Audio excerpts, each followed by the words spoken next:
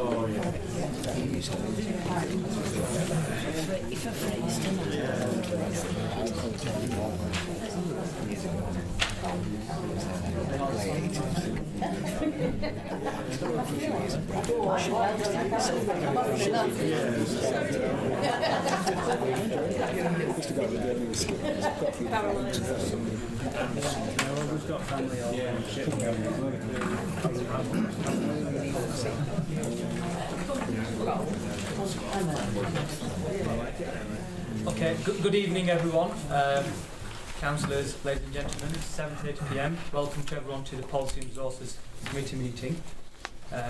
We'll do some quick introductions so we know who we are. My name's Councillor Nadeem Ahmed. I'm the Ward Councillor for Barrowford and Pendle side and Chairman of the Policy and Resources Committee meeting. To my right is... I'm Philip Knowlesdale, I'm the Council's Corporate Director. Jane Watson, Head of Democratic Services. Laura Barnes, Senior Planning Officer. Sarah Coburn-Price, Councillor for Bullsworth and Fulridge. David Coburn-Price, the Councillor for Bullsworth and Fulridge. Jennifer Marcel, Councillor for West Craven. Mohammed Aslam, Bradley Ward Councillor. David Whip, I'm leader of the Liberal Democrat group and I represent EB and Coates Ward. Mohammed Hanif, Councillor for Blyfield and Reedley. Councillor Zafar Ali, Councillor for Bryfell East and Clover Hill. Councillor Hassan Mahmood, leader of the Labour Group and Blyfield and Ward. Richard Gibson, Chief Finance Officer. Rose Ross, Chief Executive. Can I invite you to speak up, please? Yes, no problem. Thank you. So first, any apologies? I think we all here. Thank you. Item 1 is declarations of interest. Any member who has a declaration that they need to declare? No? Okay, thank you. Item 2 is public question time. This is to receive a maximum of 15 minutes for questions from members of the public on items which are not on the agenda. Items which are not on the agenda. Any questions? Yes? Yeah. Could I ask when the planning application for the Castle Green proposed development of 257 houses off Pasture Lane is going to be covered by the Policy and Resources Committee? And could I also ask why that hasn't already been decided on, given the two reports from LCC Highways, which clearly state the severe highway concerns which cannot be mitigated? Yeah, thank you for the question. My understanding is in terms of the Pasture Lane application, I think if it was up to us members, we'd like to have that decided as soon as possible. Laura is here as the planning officer, she'll correct me if I'm wrong on this, but my understanding is the applicants did ask for more time to consider the highways issues, and I think we're waiting for them to come back to us. I appreciate it is concerning because it is dragging on now. Is there anything to add, Laura? I don't think so. No, it's okay. That's the reason. They've asked for a time extension. Okay, thank you. Any other questions? Yes? Yeah, can the committee chair advise me when he decided to defer the Policy and Resources Committee's decision about the lenches? The proposal, I gather, has been decided next week. In May, I was advised to download the committee timetable, which I did, printed it off, circled them in red, the important dates, organised my diary around that. I came on June the 30th at the last P&R meeting here and was advised by yourself and Councillor Sarah Coburn-Price on the way out that it would be discussed tonight. And then I discovered like 3 days ago that it was actually going to be deferred. So I wondered when that decision was made. Obviously, I've been involved in campaigning to protect the Lenches since 1999, and I would be really keen, or would have been really keen, to come to the meeting and hear the decision myself. So I'm pretty gutted that I can't, because I've got things arranged next week. And of course, it's school holidays, and lots of people won't be able to attend. Yeah, thank you for the question. And I apologise in terms of that decision. You were expecting it to be decided this evening, and the reason and the basis for not deferring it as such, but dealing with that as a separate item, was because the view, the discussion I had with colleagues was that there was going to be a lot of interest in that planning application, which I'm sure there is, and we didn't feel that we could have members of the public coming to this meeting, it's already full, without the Lenches, so imagine what it would have been like. And we then thought it would be a good idea to have that planning application decided in Colne, so as many residents as possible can attend the meeting and speak and participate. Our officers made inquiries of the availability of Colne Municipal Hall, and unfortunately it turned out that it wasn't available, which is why we've just had to go ahead and have the meeting at Nelson Town Hall in the council chamber next Thursday. Oh yeah, I had a question as well. It's very similar to Caroline, but it's the same thing really, that in the end you didn't give us a bigger venue, you didn't have the meeting in Colne.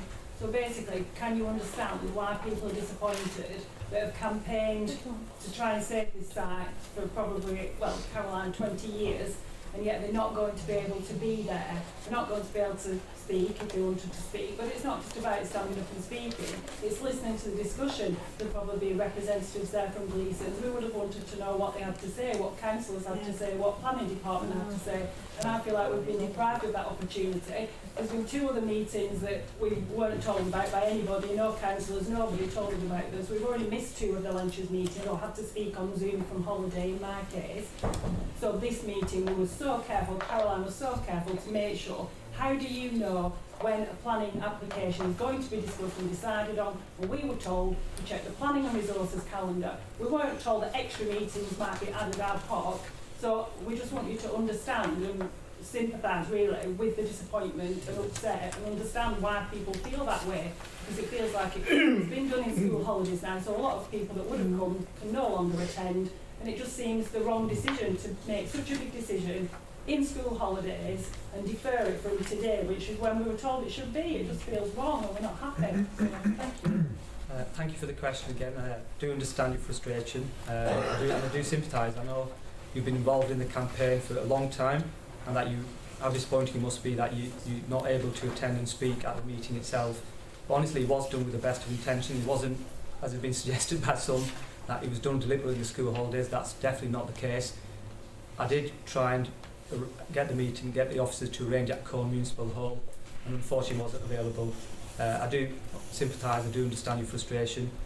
I have spoken to you about the application, and your views are noted. I know it's not the same, but by all means you can send your written comments into the meeting. Thank you. Any other questions? Okay. So we'll move on now to the next item, which is item 3, minutes of the previous meeting. Anybody want to approve the minutes? I'll move them. Okay, second it. Okay, thank you. All those in favour? No, as a matter of accuracy, Chairman, if I look on the... can't find it now, sorry. It's on page 3, minute 21, land at Ravenscroft Way, Banalswick, and the resolution was that this item be deferred until the next meeting. Is that an accurate record of the meeting? It's just that we don't have the item on tonight's agenda.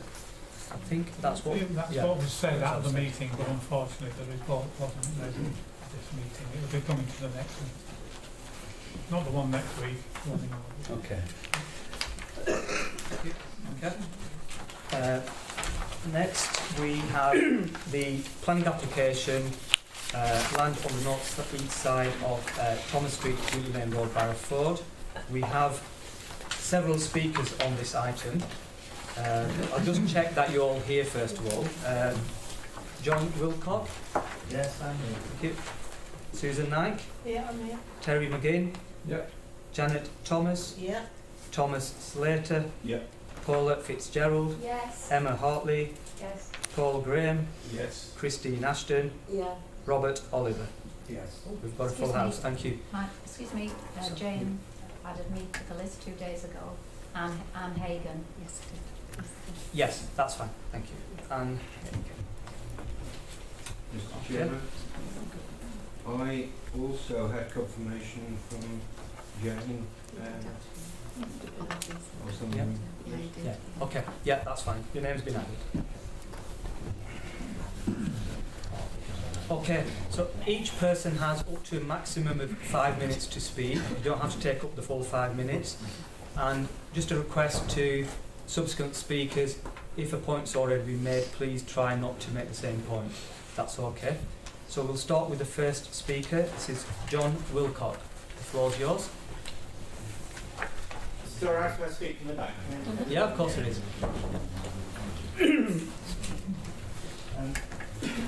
Chairman, my name is John Wilcock and I'm the consultant who worked with Beck Developments on this project. I've worked with Beck now for something like 15 years. My planning experience in Pendle and Burnley goes back 50 years. This is the 50th year since I qualified as a planner, and I've worked in and around here ever since. So I've been able to guide Beck both on the characteristics of the district, its policies, but particularly to work with them on the design of the scheme and to make absolutely certain that that accords with your adopted development plan. It's really important from Beck's point of view to work to that. As you know, that's the criteria against which you are required to decide planning applications unless there are exceptional reasons to deviate from that. Beck have been working on this for 3 years. I've been on this particular job for the last 3 years, during which time there were lots and lots of discussions with the statutory bodies to make sure that everything is fine-tuned. The reason they've done it that way is because Beck are just finishing off now the Red Lane scheme, which originally was opposed by the council. It did go to appeal part. The bits that were opposed by the council were allowed by the inspector with cost, I recall. And the scheme has gone ahead and has been very successful. It's now complete, so at least all the houses are now sold. And Beck want to retain a presence, building quality, sustainable houses within Pendle, and they've selected the open site for that. The development plan is really important, as your officers have explained in the report. And I fully appreciate that the council has been for the last couple of years in the process of reviewing the plan. But from a statutory point of view, the relevant plan against which applications have to be decided is your adopted plan. This is the core strategy. So I've worked with Beck on that, and they've worked with their consultants on that. I can see from the officer report that the officers too, and the statutory consultees, will also consider the scheme against your adopted policies. And I can see that the recommendation is that in each and every case, the application passes the test of those policies, and the conclusion of the officer is that on the basis that NPPF argues that you should, this is the national policy, argues that you should follow that in, unless there are exceptional reasons to deviate from it, and your own adopted plan still currently says that that is the case. My submission to you, committee members, is that this is a proposal which should be supported by the council. I realise that you have before you members of the public who feel quite extreme about it, but if you are to follow the procedure which national policy and which your own policies suggest, then you should support this scheme. The critical elements of the scheme I've picked up from the objections are, one, that it's an intrusion into the open countryside, but in fact it isn't. 80% of the site joins existing development associated with the settlement. There's only 20% of its boundaries that adjoin open fields. The highways have been tested, the drainage has been tested, the landscape has been tested, the conservation has been tested by your own consultees and has been adjudged to be satisfactory. So I feel that this is a scheme which should be supported. It's highly sustainable. It's far more sustainable than the strategic site, for example, if you just score it. It's very close to the settlement centre. And on that basis, I think that it cannot be confused, as I know inevitably will be, with the pasture lane application. It's chalk and cheese. That is a completely different application with different criteria. So I would ask respectfully, committee, if you could not get distracted onto the pasture lane application. Planning procedures, nationally set planning procedures, say that all applications should be assessed on their individual merits. You shouldn't get drawn into other things. And the word precedent is not really something that should be in the planning vocabulary as far as this consideration is concerned. Just one last little thing, Chair. I mentioned that I've worked in and around Birmingham and Pendle for 50 years. I started my career in '72 and was quickly made Deputy Borough Planning and Estates Officer. I moved into industry afterwards. It was me who negotiated the sale of the old RDC offices at Wheatley, and it's my job to convert that into the old hotel. So I've remained with Pendle, supporting Pendle. Can I please ask you to sum up, please? Yeah.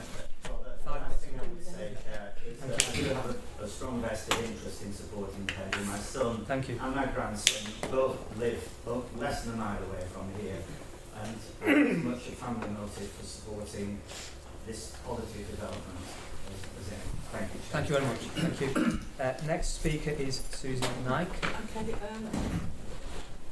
Chair, I think I want to say to you, as a committee, you must refuse this, never mind what your officer says, for so many different reasons. I'm speaking really as a resident and as a parish councillor, but also on behalf of Carl and Barbara Hammond, who live in the lodge, which is the nearest residence to this site. They wanted me to make sure that you understood why he wants this thing called Church Street and not Wheatley Lane Road. It's on all his bills. He's determined that this should be a Church Street development rather than a Wheatley Lane Road development.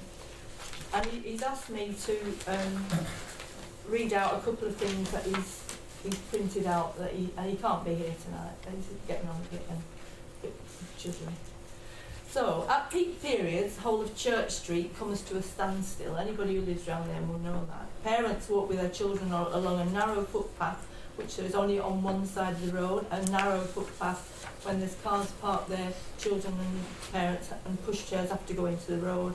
It's very dangerous, and it's on the way to St Thomas's school, and a lot of parents do walk their children to school, which is very commendable of them. But this is going to make life so much more dangerous for them. At rush hour times, the traffic is non-stop through Barrowford anyway, but travelling down Church Street is extremely difficult to join the queue. Getting onto Gisborne Road, the traffic gets jammed in both directions on Church Street, going out down into Barrowford. And that does not even think about the extra traffic that will then be going down Higher Causeway and onto Nora Street. He's worried about the drainage and the problems, and says that even though they talk about engineering it out, he's not sure. He's been flooded so many times, and that little corner of where he lives is at the bottom of the site on one side, and he's really concerned about that. Another part of this, which is linked to the danger of pedestrians walking along Church Street, refers to Beck's plan, which has illustrated on it a footpath through the site, and they are saying new footpath route and connections that will provide safe pedestrian links to local amenities, including St Thomas's School. That is nonsense. This is a highways matter. This isn't about a developer putting a footpath through a development so that people can go off the road and into their development to walk safely to school. I've read the officer's report, and I was under the impression at the Barrowford and Western Parishes meeting that you chaired when we came before, we were advised that it was just an advisory meeting. The principal two things that everybody more or less agreed were the most important objections to this proposal were the highways problems and the fact that it was so close to the conservation, it was in the conservation area.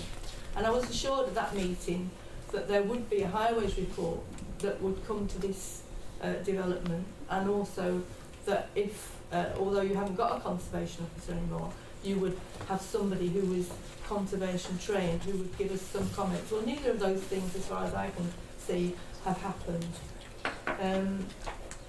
I'm stunned that there's no, although I'm told tonight that there is a highways report, which I haven't seen. It's not on your website. How people are supposed to have accessed it, I don't know. It's not on there as a separate item. It's the officer, who's the planning officer, has obviously incorporated various highways things into his report, but it's, as far as I know, it's not a separate Lancashire County Council highways report. It is, yeah. But it's not on your website. So I am challenging the fact that there is no individual highways report as we were promised. And you didn't mention this last night either, Nadine. I'm being advised it is on the website. Well, it wasn't when I looked at it the other day. Did you? You didn't mention it last night. Anyway, the fact that it's in a conservation area, and the planning officer tends to disregard any of the conservation issues by rubbishing the fact that there's an estate next to it, but that was put up well before there was a conservation area. And we feel as residents that this should be turned down because it's going to cause chaos. We've already accepted in Barrowford 500 houses on Trough Lane. The area cannot take, in terms of residents' rights and rights to safety and to get to and from their own schools and to get to work and backwards and forwards. This is going to cause absolute chaos in our area. Now, if you look at the plan, this is my last point. When I walked out of the last meeting, I said to some of the people who I walked out with me, I said, well, you've just witnessed a stitch up there.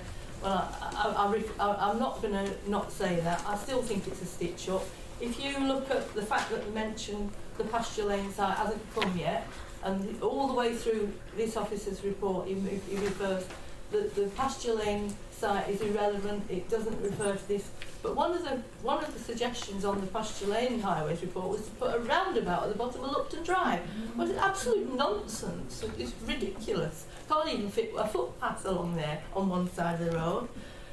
Now look at the plan that Bex have put round through some of the doors. Not everybody got one, but I got one, surprisingly. I live on pasture lane as well. And if you look at the plan, right at the top of the site, there's a space in that site that leads directly onto the fields, which is the pasture lane development. Now, if this isn't a stitch up, I don't know what is. I'm finished now. Thank you. Thank you very much. Next speaker is Mr. Terry McGinn. Thanks. This won't take long. I'm speaking as a resident. I live about 200 yards. The crow flies from these proposed houses, and it's the right way around. So there you go. I'll leave the technical details to someone better qualified than me to speak to them. And my pitch is in opposition, in a sense, to the first speaker, who I think sort of narrow what can be discussed. And when you narrow it into those very tight terms, then it renders you people who are key to this process helpless. You have no choices to make. And I'll come back to that. You are the guys and girls who choose. Okay. To view this proposal in isolation and focus narrowly on whether or not the destruction of the Greenfield site in one little bit of Pendle complies with the planning guidelines, limits your role as elected representatives of the people of Pendle. To narrow the focus on whether it comes within the planning guidelines limits the remit that you have to look at any proposal as how it fits into the vision you have for Pendle. That's presuming you have a vision for Pendle. And what is lost and what is gained, and what's the point, who does the losing and who does the gaining? If this compliance is the only criteria, then the task could be handled by an officer of the council whose work could be audited once a year. Does it match? Does it not match? Tick the box. That's the end of it. That's what you were being told with the first speaker. And it's rubbish. The proposal has context. You can view it as one small component meeting the needs, the housing needs of the people of Pendle. But Pendle has a multiplicity of needs, and they're very, very local. In some of the outlying villages, workers who are vital to the prosperity of those villages often need to be transported in. They just can't afford to live there. There's housing needs in the most prosperous bits of Pendle for people to actually work next door to where they live. Some of the housing in parts of Pendle is pretty much unfit for human habitation, and that's been for decades. You know that. I know that. If you get out, you know that. People who don't get out don't. But if we go on in the same vein, and housing spreading like a fungal infection, out and out like wingworm, then those houses are going to stay in that state for years to come. Within walking distance of this proposed site, there will be hundreds of these sort of houses, and literally within spitting distance, the proposal is to have hundreds more. What part of this is the vision you have for Pendle and Barrowford? The nearby Trough Lace scheme, it's the vision of a billionaire who lives in the Isle of Man. To blame developers for developing land and speculators for speculating on the housing, the price of the land they own increasing, is a bit like blaming a dog for peeing on a lamppost. It's what speculators do, it's what dogs do. You have to balance someone's commercial gain against someone else's loss, that loss of amenity. You have to assess whose needs are being met. The value of the land that the speculator bet on and the developer, they're going to come out of it okay.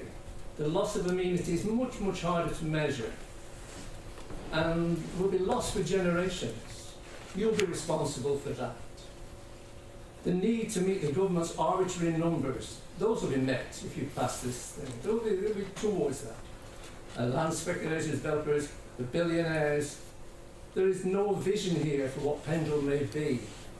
It's as though it's like Charlie Dimmock coming in to your house while you were away, doing both gardens up. You coming back and discovering that she actually should have done the house across the road.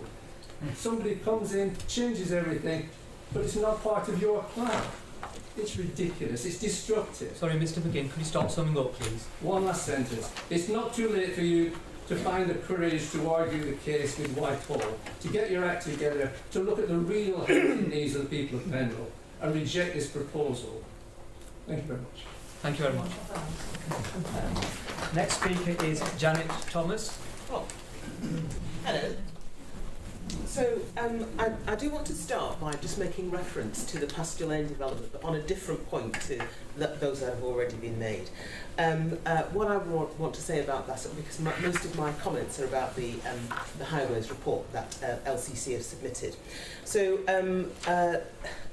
all of the negative comments about the Church Street and Lupton Drive element of the Pasture Lane development directly relate to this development, and the two can't be separated in that regard.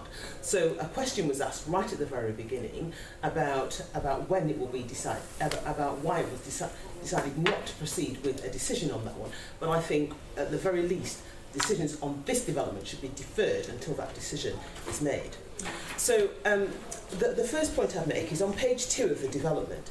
There's the penultimate paragraph talks about Pendle 008 middle super output area has been used to determine a 73.4 distribution of vehicle movements on the route, higher causeway to the junction 13 of the M65. I don't know what 73.4% distribution of vehicle movement means. What does that mean for the people of Barrowford and Church Street? What does that actually mean? There are the other issues. The comment is about, there's a comment about about Barrowford Church and about the church peak generation period, likely to be Sunday. This is on page 3, the third paragraph. And there's a large car park at the rear, which is likely to accommodate the congregation. Absolutely not so. And I wonder if the vicar of Barrowford Church has been consulted, because the cars park all the way down Church Street, all the way down Church Street. That's where they park. And at Higher Causeway, the church car park doesn't accommodate the congregation at all. And it's the same on a Wednesday when the church has its service on a Wednesday. It's been different throughout COVID, of course. So there's a question, a significant question about the car parking there. I'm dismayed that we continue to use Wheatley Lane Road and Church Street interchangeably. This development, the plan up there, that wall is Church Street. It is not Wheatley Lane Road. And there's a significant issue about safe pedestrian access because there is no pavement. As I look at the plan that is on the website, I have it here in green, I cannot, and the exit point at the 2 points, on Church Street, not Wheatley Lane Road, there is no pavement. So I'm just not sure how pedestrians are going to access the site safely from the Church Street end. And I'd like a comment on that, please. It says very clearly that the construction site will be the permanent access. This is on Church Street, not Wheatley Lane Road. Church Street. And again, there's a comment about trees needing to be in the visibility display, they'll need to be removed on Church Street. The plan says one such tree will be removed. I want to know how many trees will be removed, because it's absolutely not clear. On page 4, the third paragraph talks about the width of the road at the entrance to the site on Church Street being about 6 metres. And it talks about the author of the report, I don't know if it's Kelly, whoever it is that wrote the report, but talks about having observed on-street parking on Wheatley Lane Road.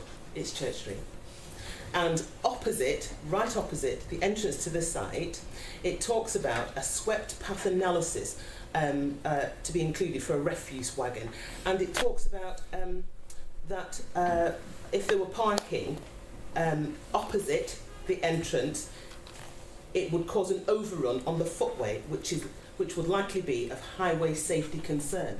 So I'm just not sure how the traffic doing the construction work and how any of the vehicles would access the site if there is parking opposite the entrance to the site, which is absolutely on Church Street. I know it is because I live on Church Street. It's right opposite and there's no pavement. So I'm just concerned about, and LCC are also saying that they don't support the introduction of parking restrictions directly opposite. So I'm just concerned about how traffic will access the site during the construction phase and once it's completed. I'm noting as well at the bottom of page 4, there's no mainline bus service within easy walking distance. Please can you start summing up? I'm curious to know that the highways want a contribution of £120,000 per annum for 5 years in support of public transport services, and it's disputed by the applicant. I wonder if that's now been agreed.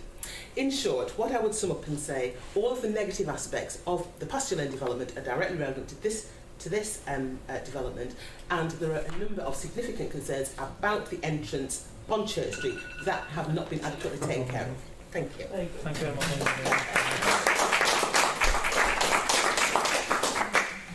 Mr. Thomas Slater. Hi, everybody. Yeah, so I'm conscious that I'm a layman in this room. I'm not a layman in a professional capacity, so I act on behalf of the Secretary of State for Health in commercial strategy. And in this regard, I'm a layman, so that's how I will provide my opinion. There's a couple of things I wanted to mention, really. As a council, you need to act as regulators, so please do so. Applicants should put forward applicants, that's their job. Please act as regulators. I see in this application a level of thought, but I also really struggle with the strategy at the borough level. So I don't see the plan. I don't see the plan to allow reasonable amounts of housing to be developed in the right places across our borough. And that means that applications like this, that look broadly plausible, may be passed, and I struggle with that at a strategic level. So that's the first point. Act with a level of caution, please, because in 6 years' time, it could be a very different place. Second point, we're about to go into a recession. And it's very likely that business loans will increase by at least 3 to 4% in the next 18 months, probably upwards of that in the next 3 to 4 years. I did a cursory check of the financial standing of Beck Homes, conscious they probably have guarantor backers, but who does the financial assessments against them, and are they viable for at least the period of the development if those interest rates increase? Has somebody done that modelling, please? It's a question, because I worked out that based on their cash assessments and their liabilities, they could harbour a loan for about 3 months without a guarantor. I'm sure they do have a guarantor, but that was a conscious risk for me. Third point, I'm struggling to not link large applications that have gone past. So I understand very clearly the notion of precedence, but from a town planning perspective, there is a real risk that in a 3 to 5 year period, Barrowford's population will not be 6,000, it will be 12, possibly. I got a reserved estimate of 9. Now, 9,000 is not an appropriate number for the infrastructure that we have currently, and I don't see any planning with regards to the infrastructure that's in place. So I agree that from an applicant perspective, there should be praised on a case-by-case basis, but that's not town planning. That's an application for a house. That's not town planning. So a level of caution needs to be brought here, please, if possible, particularly with regards to terms of the time by which it takes to make applications, but also for you guys to make decisions. Effectively, you need the time, I think you need the time to put in place the local plan, and that local plan should have a strategy around it before these types of applications are approved. Last point.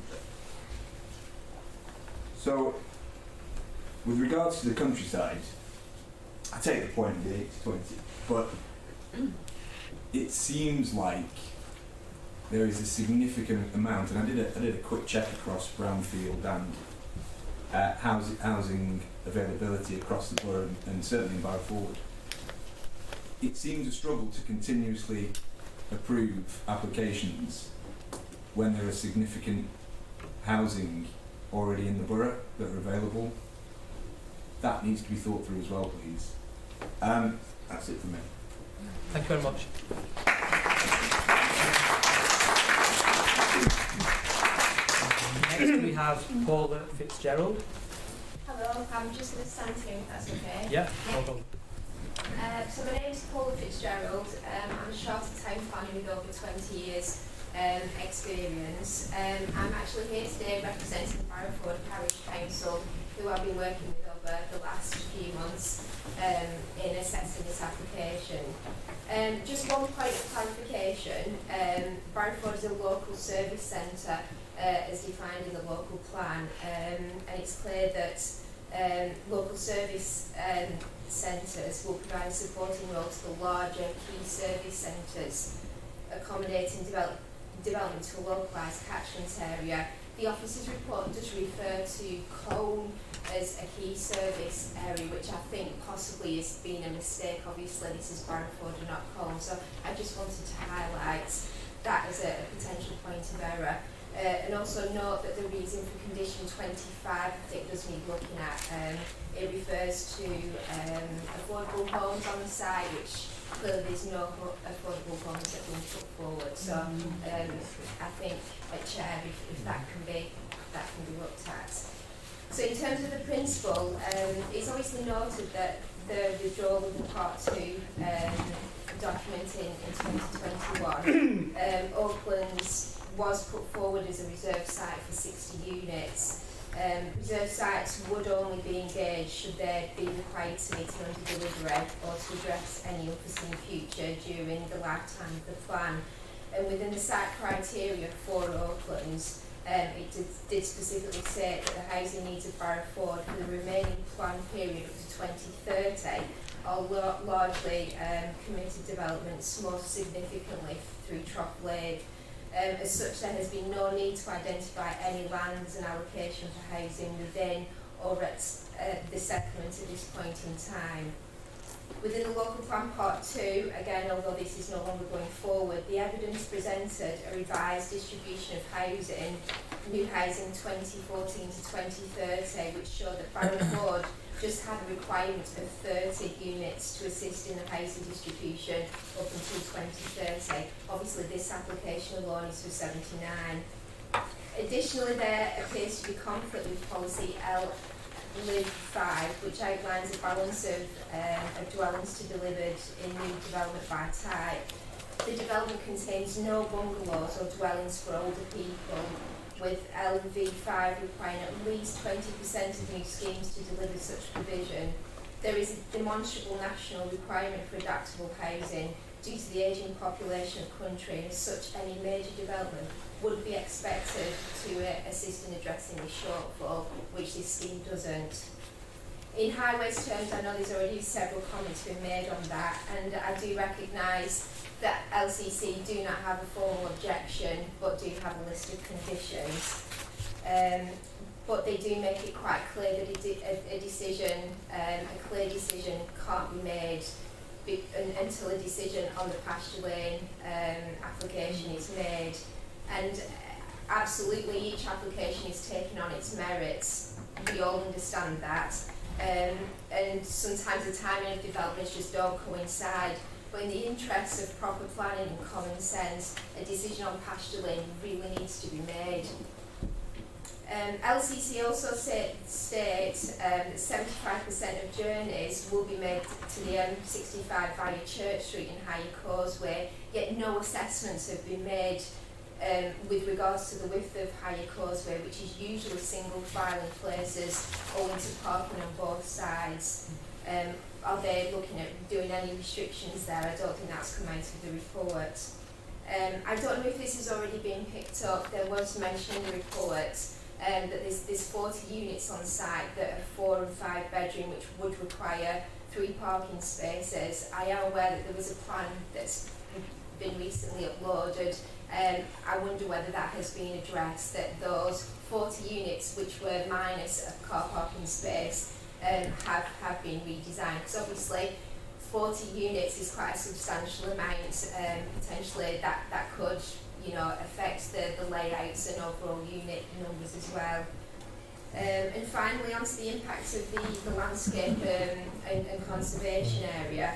As a matter of clarity, the officer's report highlights an inaccuracy that Lupton Drive already impacts on the conservation area, where in fact Lupton Drive existed 10 years before the conservation was actually made.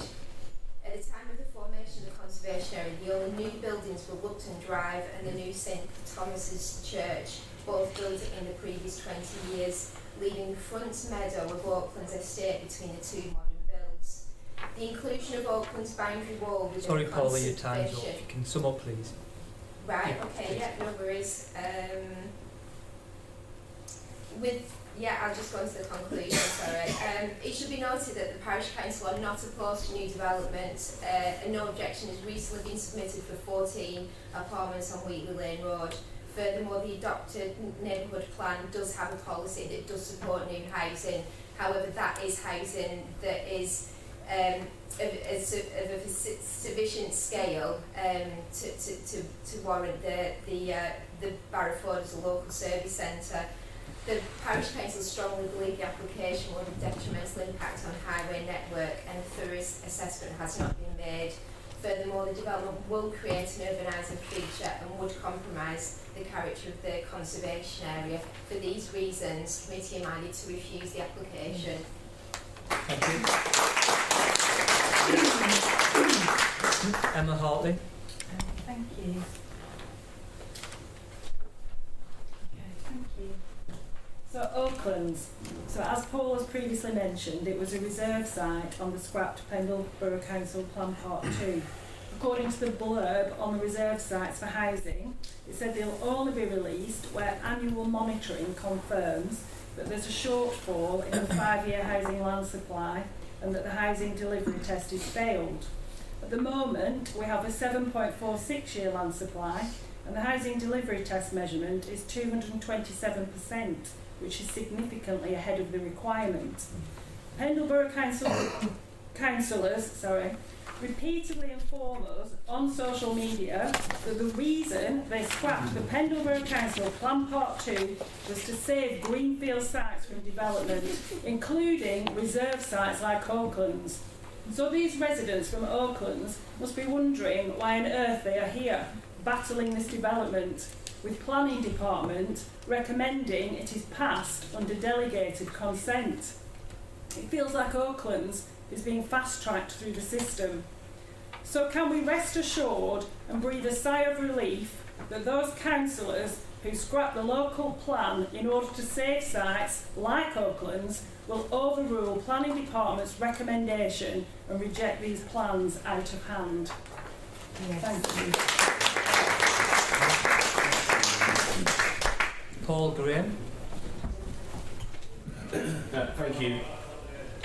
So my question basically is, why are we once again having a planning proposal on the agenda for building on green land, when the politicians, as has been pointed out by other people, are all saying that it's unsuitable? When speaking to Andrew Stevenson early on in 2020, he completely agreed with me. Yeah? And when listening to and reading Nadine's words from his statement in 2021, other priorities include protecting greenfield sites by regenerating brownfield sites. We have lots and lots of areas in and around Nelson Town, a town which is in serious decline, and they're not being developed. If we can regenerate some of the land and the empty properties in Nelson, there will be no need for these proposed developments on green land, which is going to cause a lot more flooding.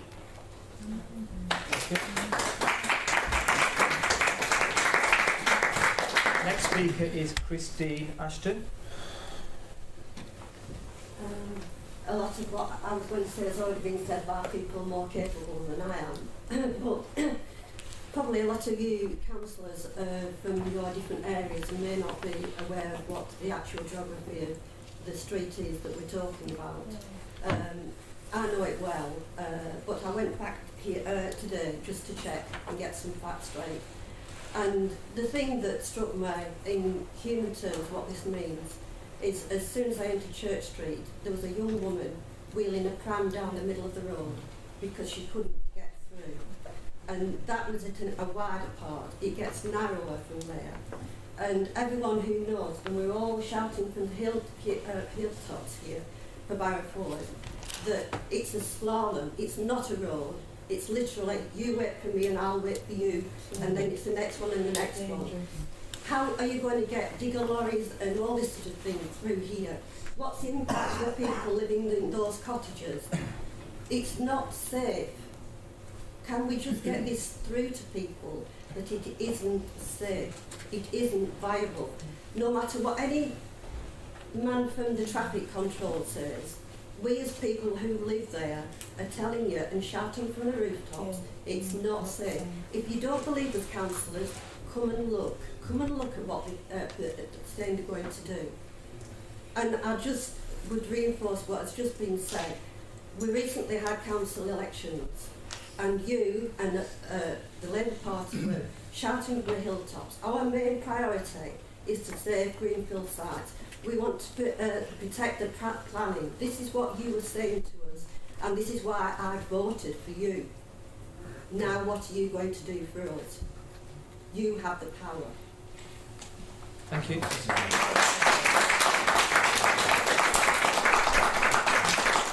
Next speaker is Robert Oliver. Thank you, Chair. I don't have very much to add to what has been said before, in particular Paula's talk on behalf of the Parish Council. I think has outlined pretty well all of the strong grounds for objection. I would just emphasise the issue of the conservation area. Is the conservation area in Barrowford not a conservation area anymore? Thank you.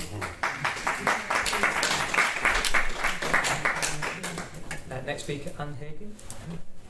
Thank you. I would like to go through my piece which I've prepared, and I do have some photographs which Jen said she'd emailed to councillors, so I'll just be holding them up as I speak. Oh, yeah.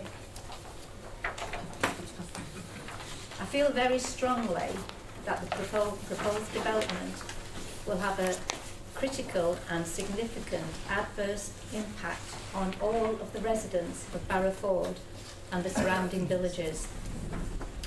In my letter of objection, I listed 13 significant material considerations, which are the criteria used to evaluate a development. And this development fails to meet the required criteria of any of these and should be rejected. I'm going to speak firstly about my main concern of safety. Church Street would be the main thoroughfare, and in my opinion, as endorsed by Lancashire Highways in their objection to Pasture Lane, reference D13, it is unsustainable and causes a danger to pedestrians and road users because of its absence of pavements. Where they do exist, they are too narrow and they're too steep. It fails to meet the national guidelines of people with mobility or disability issues. So this is a photograph. It clearly shows how narrow the pavement is. It's incompatible with national guidelines and mobility regulations of 2 metres or an absolute clear minimum of 1.5 metres. Pavement can't be widened without affecting residents' ability to park outside their own homes. The second photograph I'm showing is the warning sign on Church Street. Again, it highlights how narrow Church Street is. Gritters and construction traffic will obviously struggle to negotiate Church Street. Residents are therefore reliant on their own vehicles. If alternative routes are used, how on earth will construction vehicles use High Causeway or Nora Street safely? This is a map of the conservation area. This area should be treasured and no building work should take place. The exit from Lupton Drive onto Church Street has poor sight lines, and it's only compatible with speeds from 14 to 17 miles per hour, but people travel much faster than that. The absence of any major accidents in the last 5 years should not be used as evidence that no accidents will occur in the future with increased traffic flows. And I have some photographs here that were taken from the council's celebrated conservation character appraisal booklet. It's a lovely booklet which you can get online, and all of these photographs are taken from that booklet.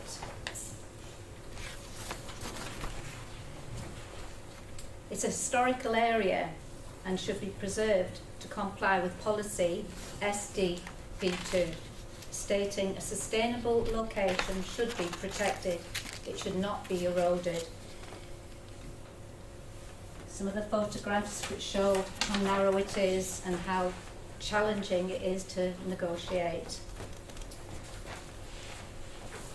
This is the Hubby Stone, which demarks the edge of the village of Barrowford.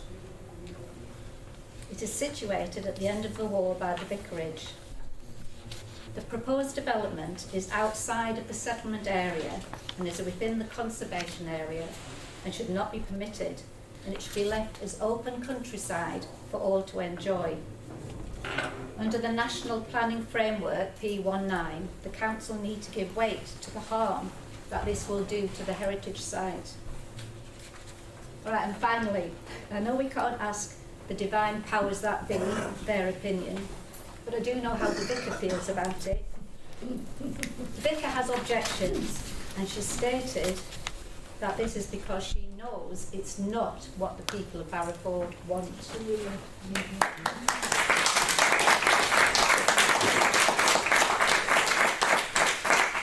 The last speaker on this item is Mr. Ken Hartley. Thank you. Sorry. Thank you, Mr. Chairman. Sorry, apologies. Well, I'll give you that. Thank you, and I apologise for your difficulties this evening. Follow your promises in your election address, and also the refusal of this application at the Barrowford and Western parishes for you now to have to sit and chair this meeting. Bearing in mind that the Constitution, all members must present themselves here this evening to a committee in a non-predetermined manner, mode and declare decision to the benefit of the authority.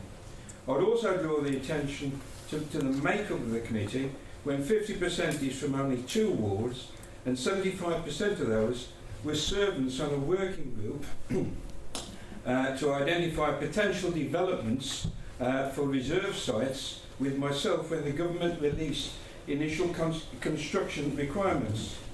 They will recall they were very alien to developments in Cone and Erie, but consistent in suggesting areas in location at the end of the M65. This is even after Troth Lave had already been forced on Barrowford. May I also draw the committee's attention to the following. Paragraph 4, page 2, paragraph 1, page 3 of tonight's report, where LCC clearly refrain from highway concerns until determination of application of pasture lane. Other objectors have made very forceful representation on dangerous and congested conditions in this location. However, I would draw the committee's attention to a heavily attended meeting chaired by the late John Hallows on Tuesday the 21st of June 2016 in respect of dangers in Church Street, where unanimous agreement was registered on concerns and requests for proposed adaptations. These were reported to the Council by myself at the time, but unfortunately ignored. Full details are available on request for anybody who wants them.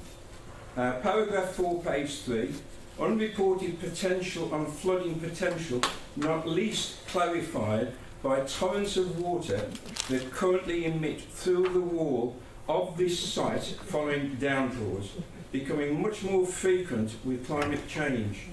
In addition to this, I would draw committee's attention to visible sign of sinkhole, which in 2006 on Lupton Drive at the junction of Kent Court is still identifiable today, and also recent collapse of the wall at the electricity substation in the proximity of this site, directly as a result of water flow from ground in this vicinity.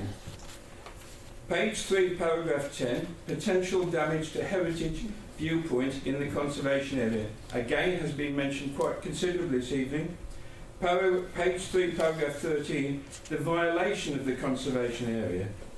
Paragraph 1, page 6, the conclusions clearly would cause some harm. Page 6 and 7, objections from Barrowford Parish Council clearly identify conflicts in the authority policies, core strategy and violations to neighbourhood plan. Page 8, paragraph 1, Barrowford Western Parish Council meeting, clear reasons for refusal. Page 12, NPPF, section 8, paragraph 95, sufficient school places, proposal from LCC simply asks for an inadequate provision of 9 secondary places. Paragraph 3, page 17, we should recall this, and trust-laid provisions clearly have ignored potential of children of all ages, from young to teenagers. Existing schools are already greatly oversubscribed, with St Thomas's currently being 100% oversubscribed, and Barrowford Primary being a Victorian build with inadequate recreation facilities and having to use reconstituted storerooms to facilitate education rooms. I'm sure some of you will recall my proposals and requests to acquire further land for the erection of new primary and secondary schools with a new medical centre and community facilities with stores. This again received little response from non-Barrowford members. These are desperately needed even now and will be even more desperate on occupancy of Troth Lane.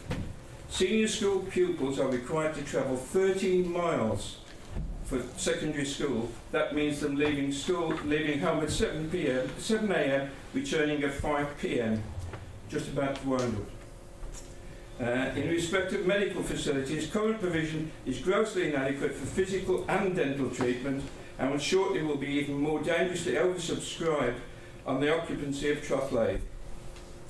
Highways, page 15, paragraph 8 and 11 clearly identify potential cumulative impacts and draw a reference to footpaths widths, also lack of footpaths with no possible opportunity to improve. MPPF clearly states safe and suitable access for all users. That is not able. This will include existing residents in the area. Paragraph 111, development can be refused on an unacceptable impact on highway safety. Drainage, whilst this particular site will not suffer individual flooding, the implication will be discharged to Barrowford Town and the riverbed with consequential serious flooding to the thoroughfares and businesses in Barrowford. Barrowford is, by virtue of its location to motorway connections, being made purely a commuting area, and whilst mass development will destroy local amenities, the new residents and developers will happily take advantage of these suicidal plans. Thank you very much.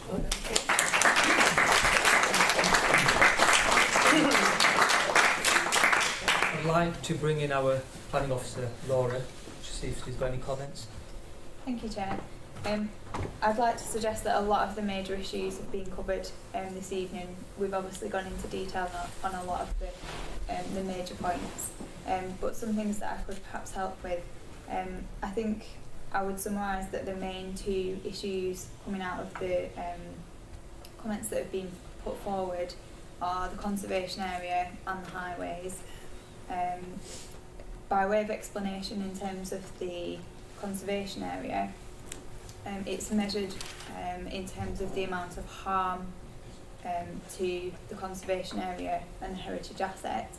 In this case, we have a report from conservation specialists who suggested that the harm is characterised on a scale, and it's at the minor end of the scale, being less than substantial harm. So the test in policy terms for national policy is that we have to weigh that against the public benefit. So the minor harm to the conservation area, in this case, it has been suggested that it is outweighed by the major public benefit, which would flow from the new housing, the construction phase, the investment in the local economy. So that would be the heritage points, which has been assessed in the report. The other issue is in terms of highways.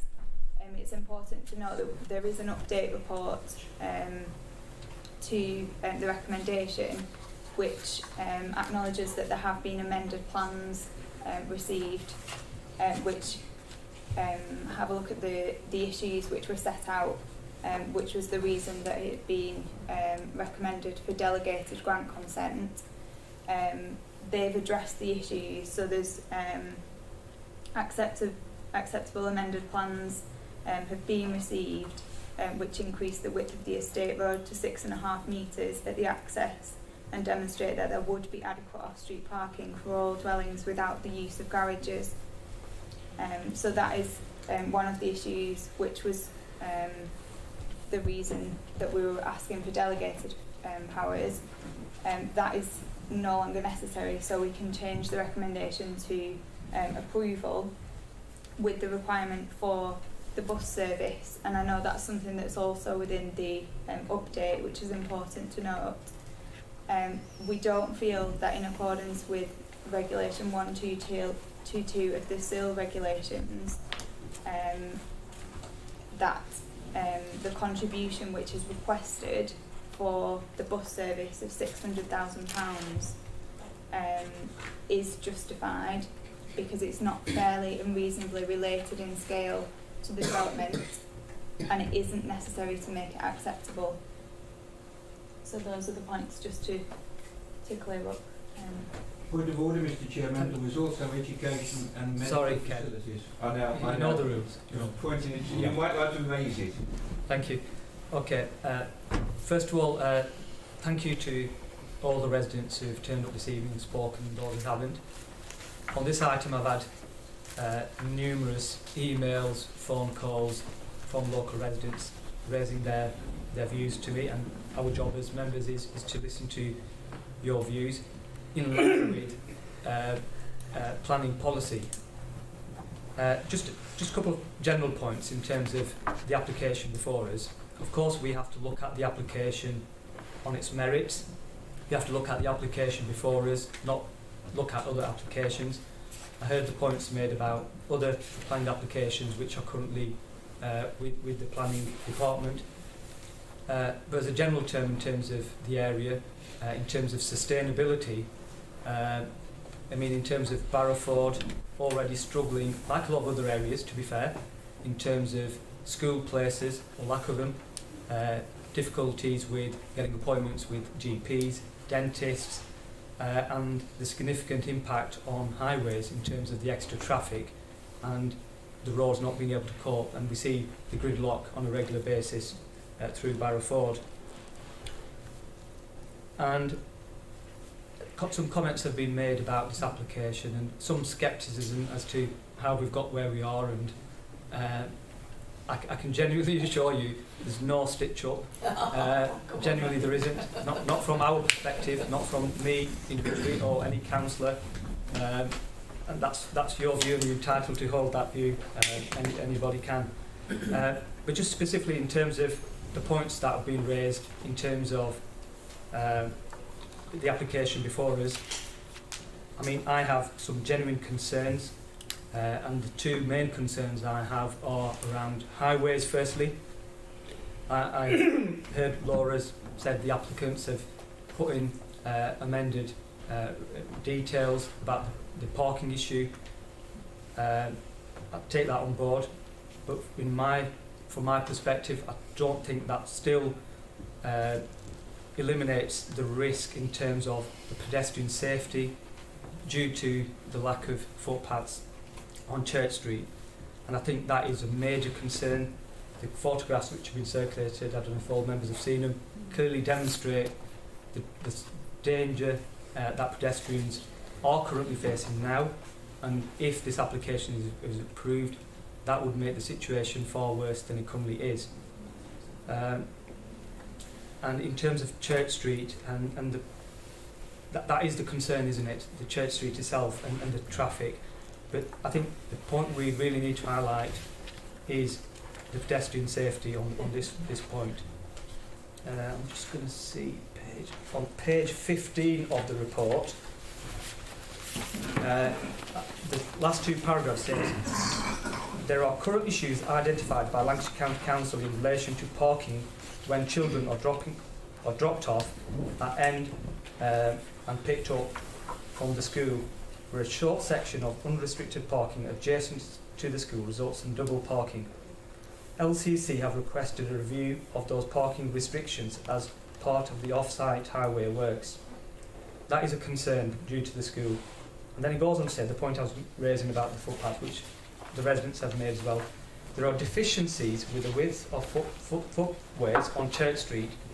However, it is not feasible or desirable to widen the footways to improve access to Barrowford. For me, that's a no-no. Full stop. That is a clear danger, and I don't believe that we could, my view is, I'll put this to members and open up the debate, that we can approve this application, firstly because of the highway safety concern, specifically around pedestrian safety. I've got concerns on another point which I don't think anyone's touched on, is the design. I'll be interested to see what other members say about the design. On page 14, it says, the proposed development represents high design quality. It would be distinctive, varied, and make use of materials and features that reflect the character and heritage of the area.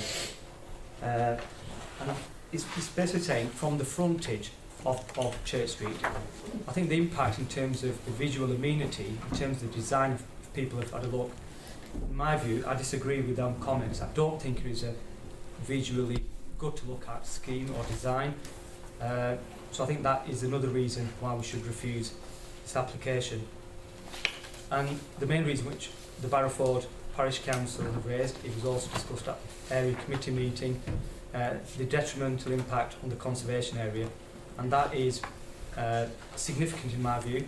I hear the comments made about the experts are saying the amount of harm is minor. I think that's a matter of opinion in my view. So I think, and does it bring sufficient benefit to the residents that would outweigh the harm of the conservation area? Would it bring benefits to Barrowford? No. What would it do? It'd increase traffic, make it more dangerous on the roads, make the roads busy, lack of appointments, and I think that would make it more difficult for the residents of Barrowford, not make it any easier. And the impact, specifically, it talks about the wall on Church Street and the history around that and the impact it would have that. And I think that is significant. So I would move from the chair refusal of this application. I would urge all members please to support this and hope the decision is unanimous. Do I have a second? Sarah? I would like to start off by slightly disappointing you, but bear with me. Could we go back to the first slide where the site is undeveloped, as it is today? So obviously, if you've done O-level geography, I'm that old, you can see that that looks, as the agent pointed out, well related to housing that already exists, and you might colour that in and put some houses on it if you didn't know the topography, which is always a thing worth considering in Pendle. And with regards to the fact it was in the local plan, obviously local plan 2, that obviously has no weight. It was a reserve site, and we councillors who are battle weary know that that sort of protection really means that it enables developers to bring forward those sites whilst claiming through sequential tests that other sites are not viable, and this happens. But we don't have to consider the fact it was in local plan 2, local plan 2 did not continue. So here we are looking at this empty piece of land. Could we go back to the houses on it? So it was noteworthy, the third speaker was suggesting that we could, I don't know, sort of talk about how we felt on a wider level and think about our visions for Barrowford, and that would be immensely sort of empowering if we did that every month, but I think that it would lead to really random decision making. So we are constrained by the National Planning Policy Framework, and we are constrained by the core strategy, and they're the things that we have to consider. But in Barrowford, there's something else that really hasn't come into this plan, but I think should.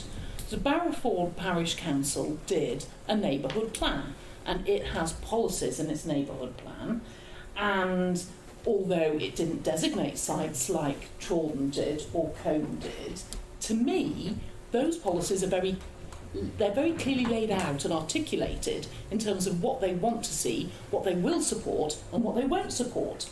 And if you read it, you're sort of rising with sort of amazement that this hasn't been very clearly articulated, that, you know, the policies of the Barrowford Neighbourhood Plan, policy 1, 2, 3 and 8, which are all delineated on page 13 of the officer's report, are sort of skipped over a bit.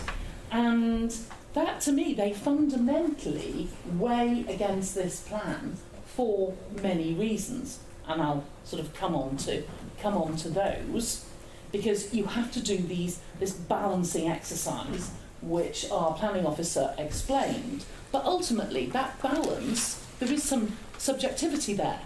You know, how important is one thing compared with another thing? There is always going to be some subjectivity. And I looked at this site, first of all, and call me dense, but I didn't in my mental map, place it with my knowledge of Barrowford. So I looked at this site and thought, oh, it is really close to the village. So it's a very sustainable site. So that's good. I'm pro that.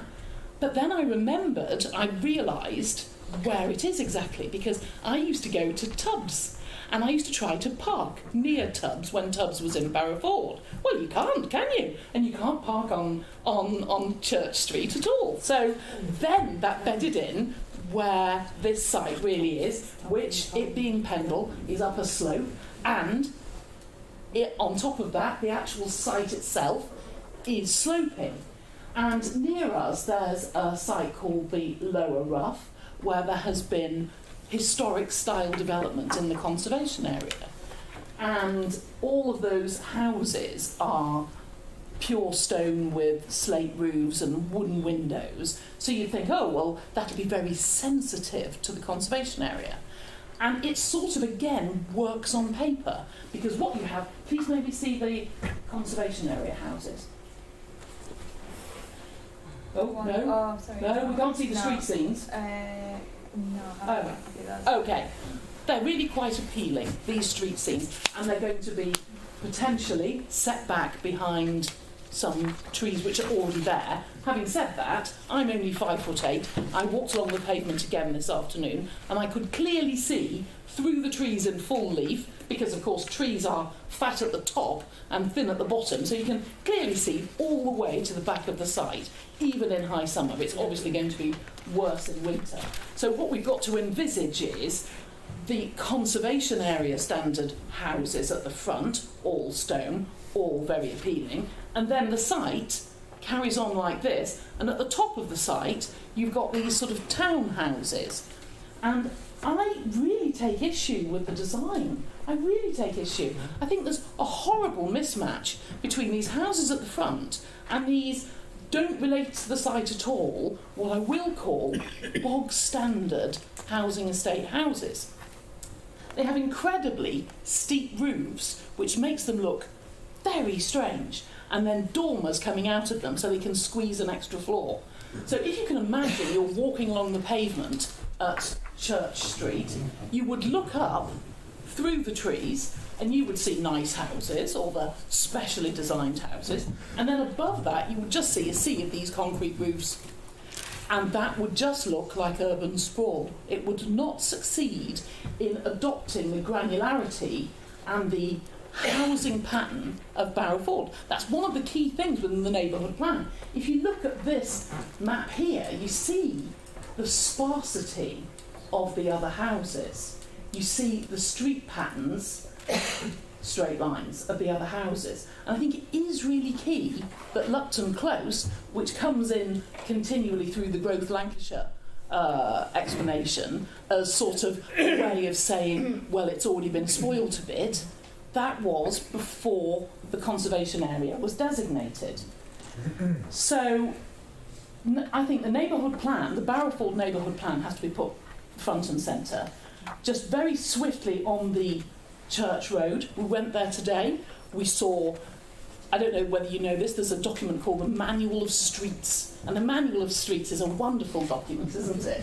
Because it makes your heart sing. It talks about all of these communities where children are safe, where roads have hierarchies, fast roads, small estate roads, village roads, and you think, oh, this is lovely. But then in real life, where you've got historic settlements, the Manual of Streets, seemingly, is chucked out of the window. So here, we drove there today, and we saw cars parked on the tiny little pavement. Nobody could have walked on the tiny little pavement. There wasn't a pavement on the other side. The Manual of Streets would say an important road like this that goes through to places and leads to housing estates should have 2 metre wide pavements on both sides. Definitely. So when I was reading the Lancashire County Council report, and I always do this, rather like a novel, I read it and I read all the things that are against it, and I think, oh, what's the conclusion going to be? And I don't jump to the end, because you just don't know, do you? And there was enough through that Lancashire County Council traffic report that kept me guessing, because I didn't know what their final... I thought, oh, is it going to be reject or... I didn't know. That's how balanced I thought the highways was. And they clearly say, as Nadeem said, that there's nothing they can do to mitigate. There's nothing they can do. They can't build new pavements. That can't be done. So from my perspective, if I wanted to buy a house there, say I don't scroll forward, I don't think this is going to happen, but I don't think my child would be at all safe. I don't think I would be safe. It's no distance to the village. It's sustainable in that sense, but it's not sustainable in a sense because of the cars, and you can't get rid of the cars. You can't get rid of the cars that there are now, let alone more cars on the development. These garages we hear are too small to fit cars. The garages fit cycles, and we all know how hilly Pendle is. Good luck with that. So, wait a minute. So my main point now, and I'm sort of a bit known for this, I'm a bit of a nerd with regards to heritage and conservation areas. I would like to read to you. I sent myself emails earlier, and here we go.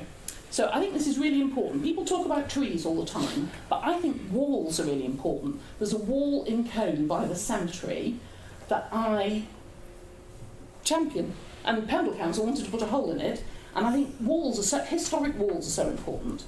So, if I can read to you. That part of the boundary wall to the west of Oakland's Lodge, where it is proposed to create access to development, is plainer than those parts of the wall further to the east. It comprises some 9 courses of stonework with an oversailing chamfered coping, and is interspersed by a number of pilasters, with shallow projection from the main face.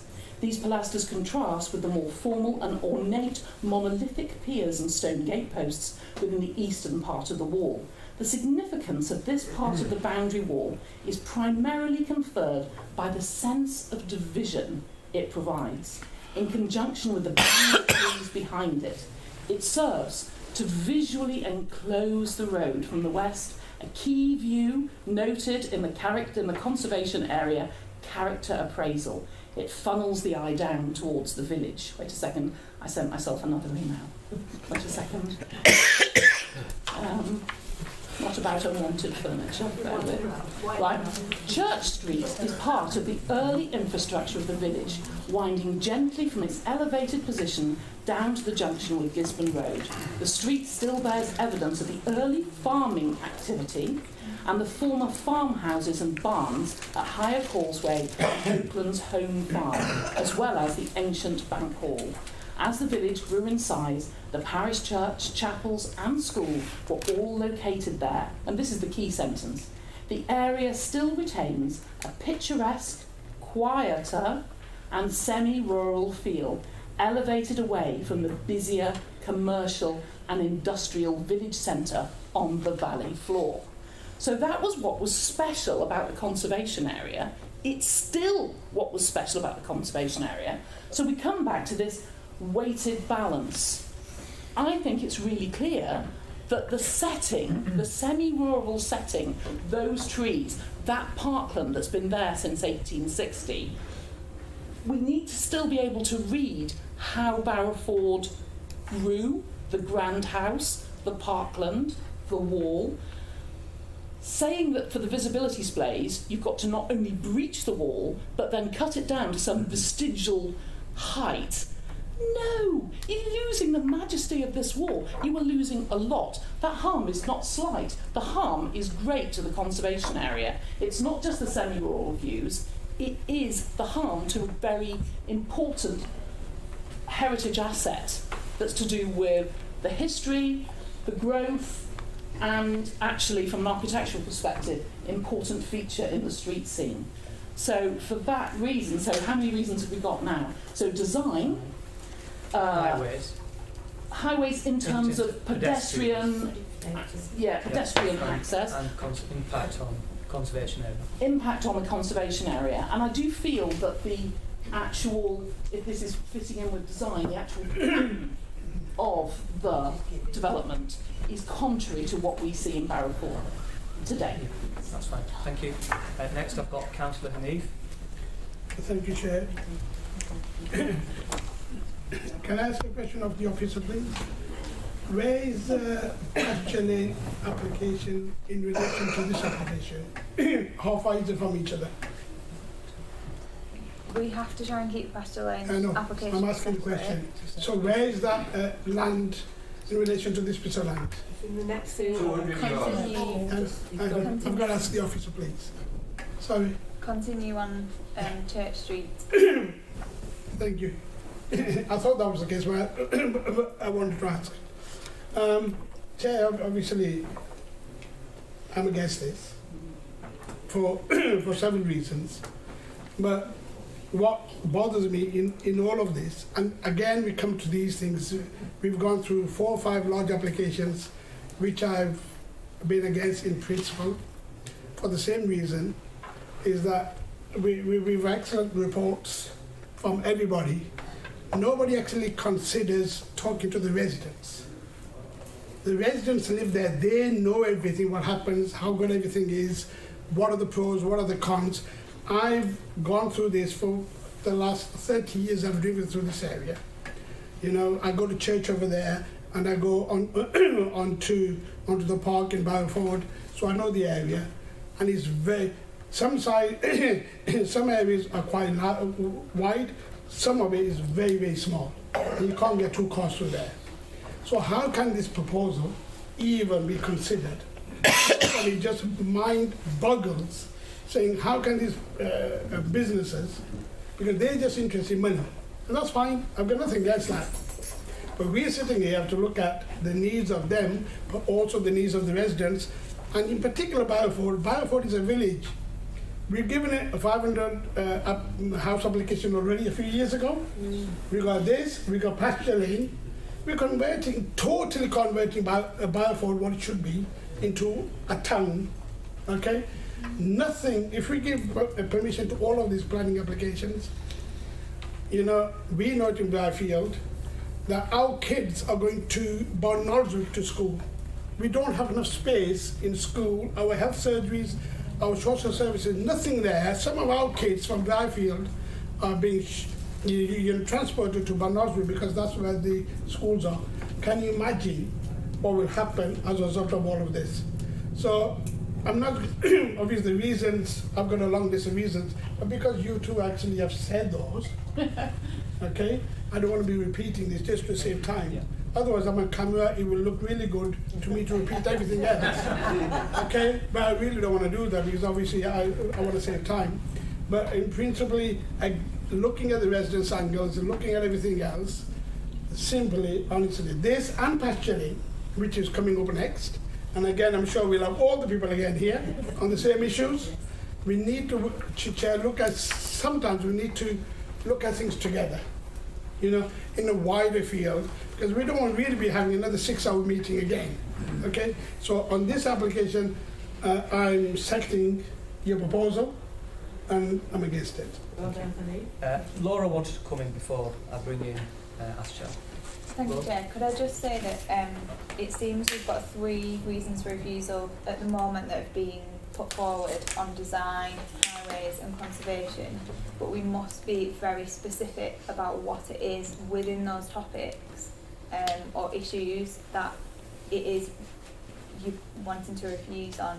And the reason that I say that is because that we've recently had a cost decision awarded against us at Woodcliff Platts because the reasons for refusal weren't specific enough.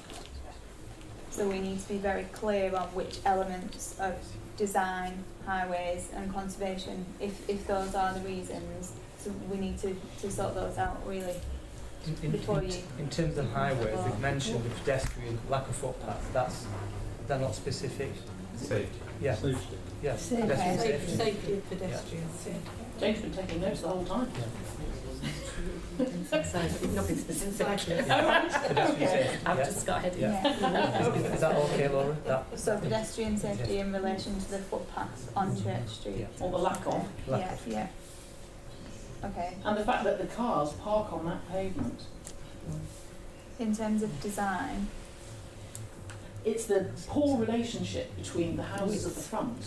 Yeah. You know, it's actually a total sort of schism between the houses at the front. And if you're standing on the street, you will only see the concrete roofs of the non-conservation area compliant houses. And they're like that. You happy with that, Laura? okay. And the conservation area. So is it 2 reasons, design and conservation area are separate, part of the same, or No, I think it's separate. separate? Okay. So then on conservation area. So it's the importance of the development of Barrow Ford will be lost. You won't be able to read that anymore. So it will be, the semi-rural context will be taken up by the suburban sprawl. You will lose that parkland setting that's been praised within the character appraisal. You will breach the historic wall, and you will also despoil it by making it tiny height for the visibility space.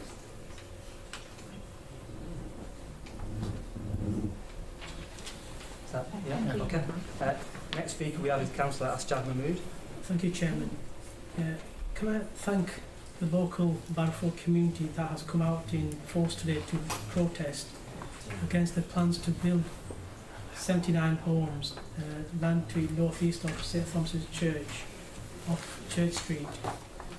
I understand and sympathise with you, with all the residents, and the Labour councillors are with you and on your side and united with you with your objections and you know, with your anger at this scheme.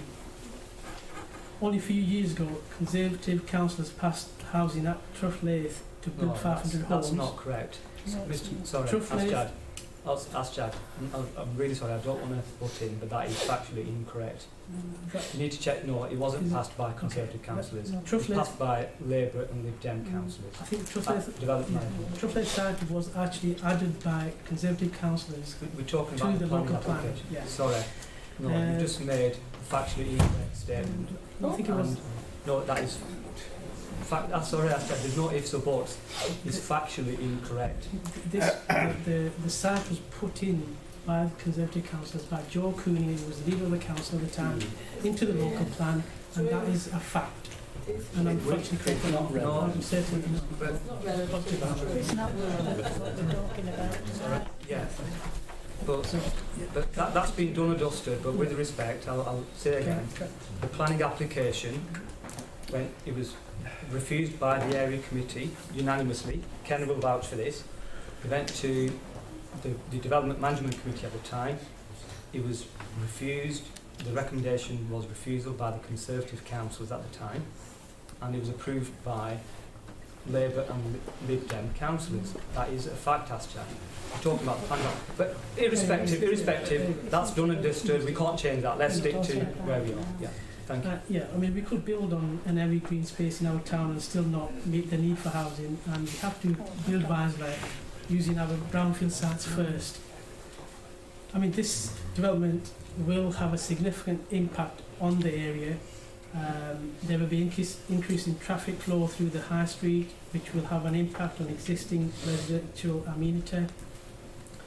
This will also have a significant impact on health and safety issues on the highways, the no pavement, or the small width pavement.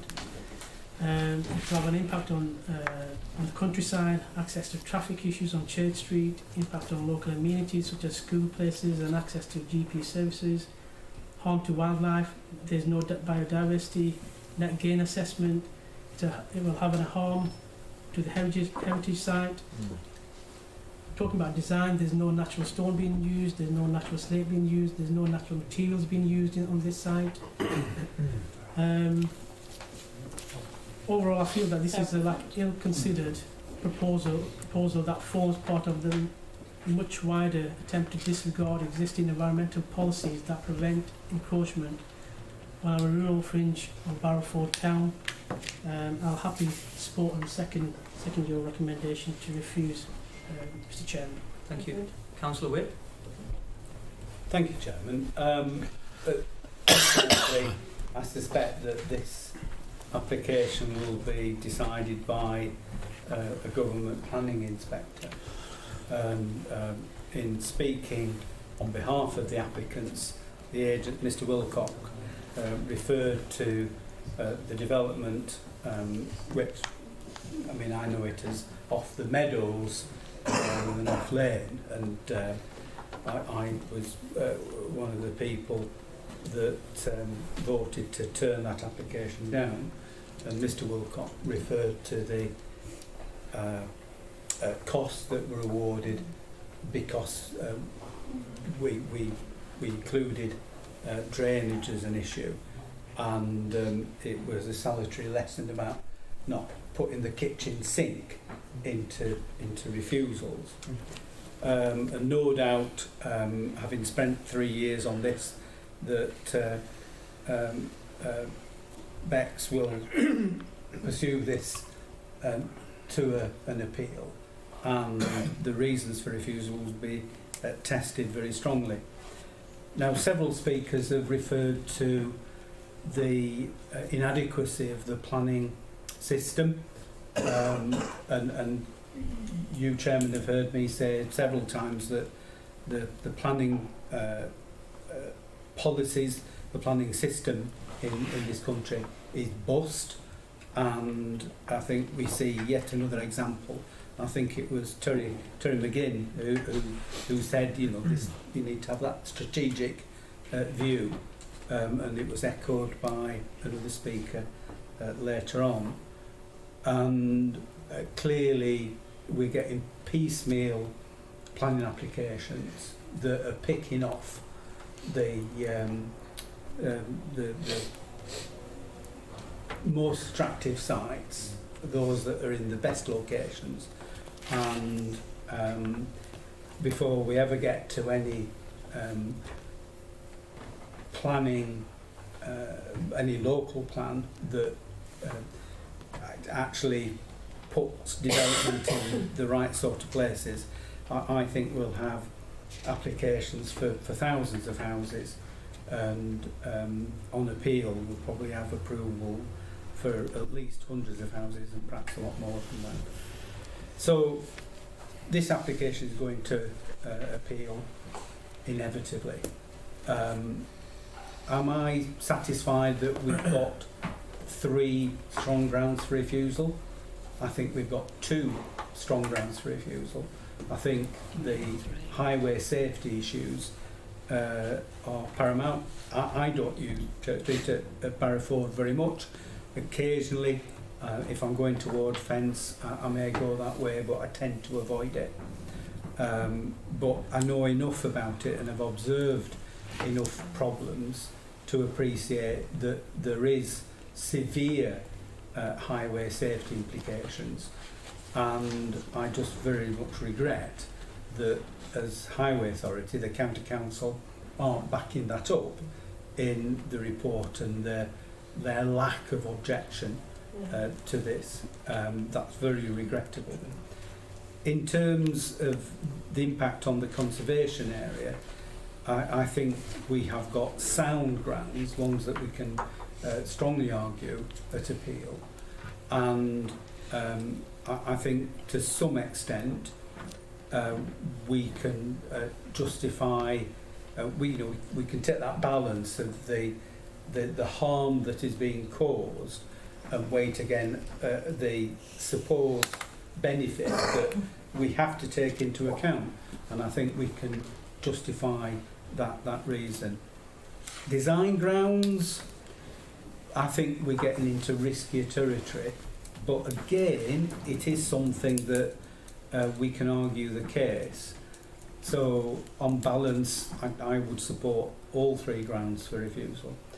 There was one other thing that came up from one of the speakers, and I've got my wrong glasses on, I can't read who it was now, but it was a reference to the number of empty properties, and later on in this agenda we've got a report that tells us that the target last financial year was to get 200 empty properties back into occupation, and this council managed to achieve just 9.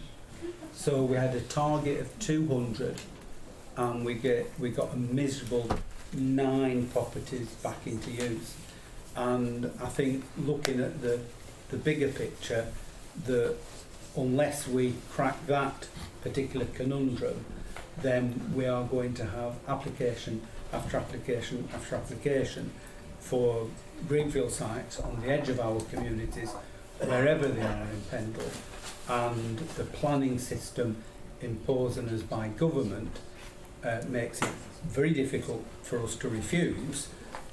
When we do refuse, makes the likelihood of success and appeal for the developers much stronger than any one of us would wish. So, Mr. Chairman, I'll be voting in favour of the proposal to refuse, and I hope that we're able to sustain that when it gets through to an appeal. Thank you. Councillor David Corbyn-Price. Yes, just to pull together a few thoughts. And we've talked a lot of the speakers talked about the right kind of plan.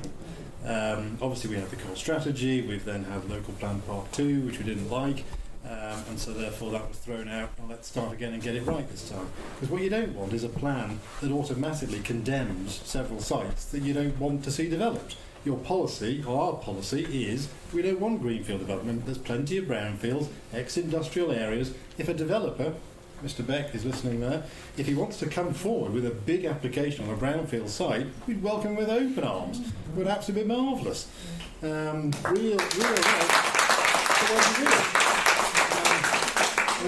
We've been trying as part of the Code Neighbourhood Plan to identify some good brownfield sites. People say they're not viable. Not viable. It's all about profit margins.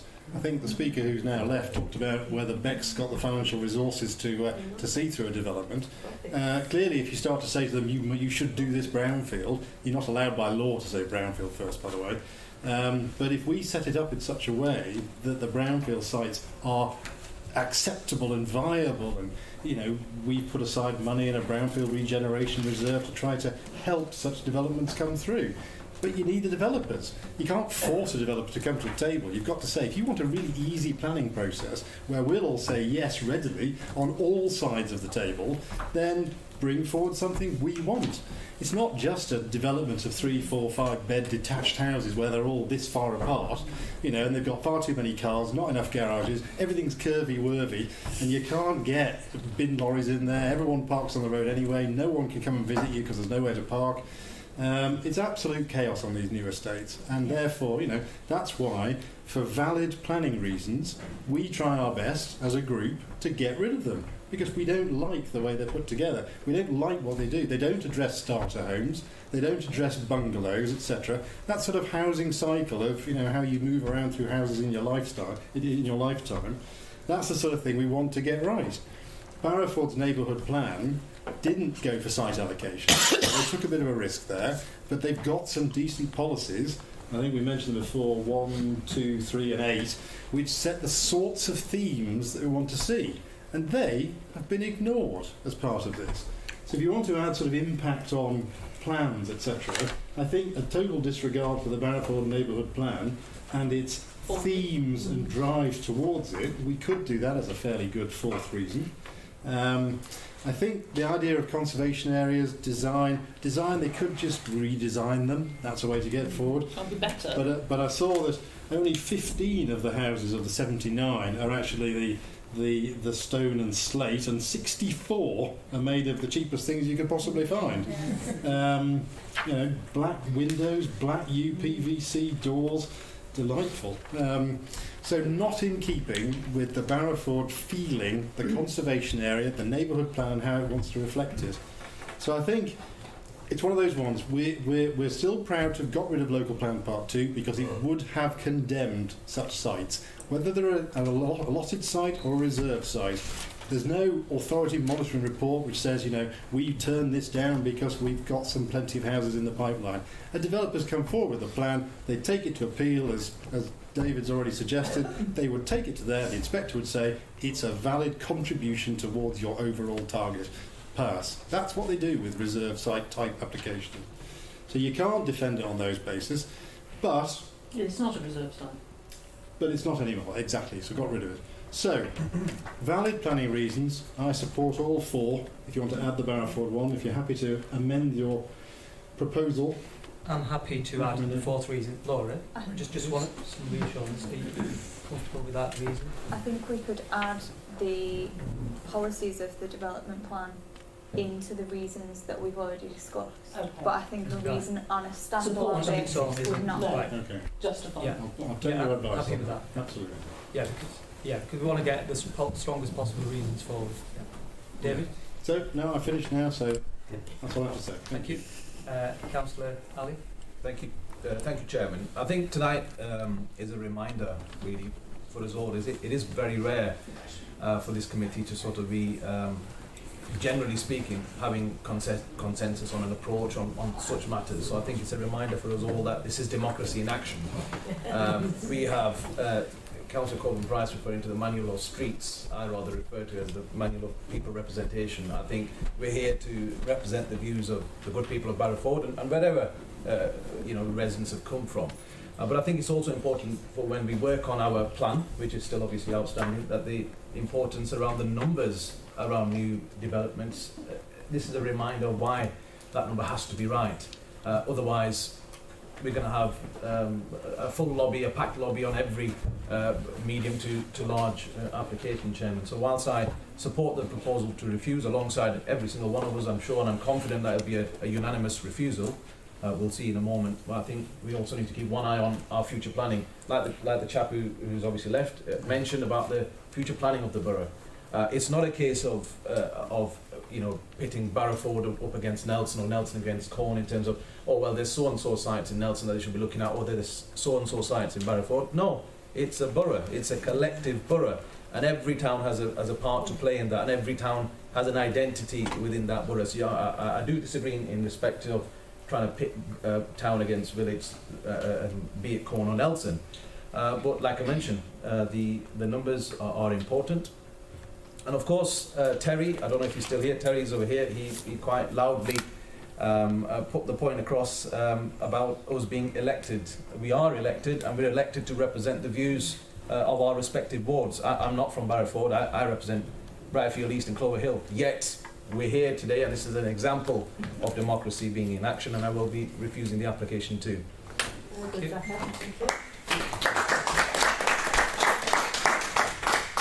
I think we've had a lengthy... I'll just make one swift point. Last speaker. Very swift. Just to say, I fully concur. We often agree, actually, don't we? We often agree. But I do concur, but I do feel that if we have low housing numbers, what happens is developments come forward.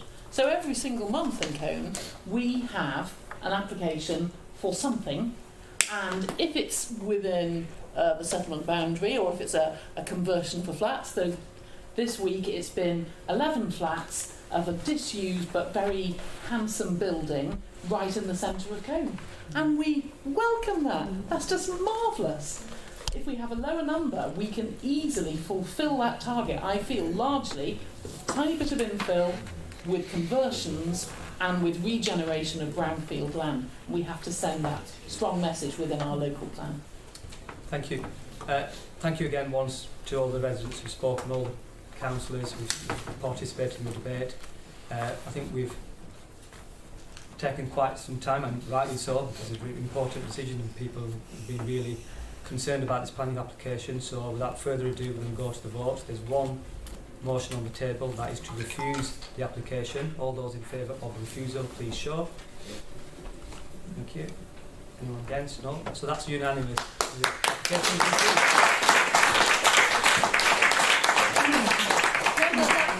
On behalf of all of us, I'd like to thank you all very much for listening to us all. No problem. And taking into account all our... People want to leave, by all means you can leave. We've got long agenda. We've got really long agenda ahead of us. Really long. Thank you.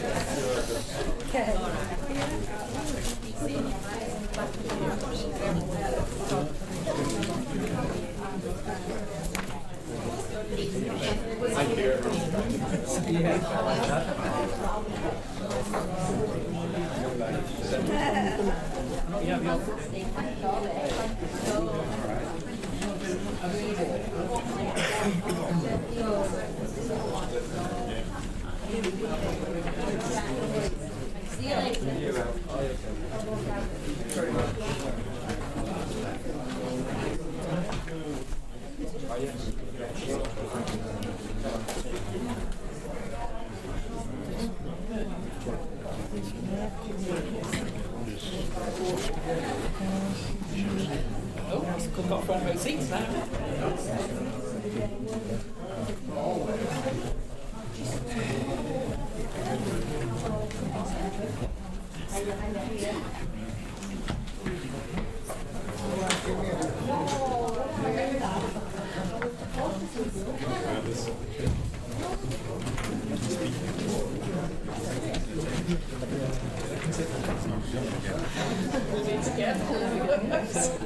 Yesterday was that really formal display.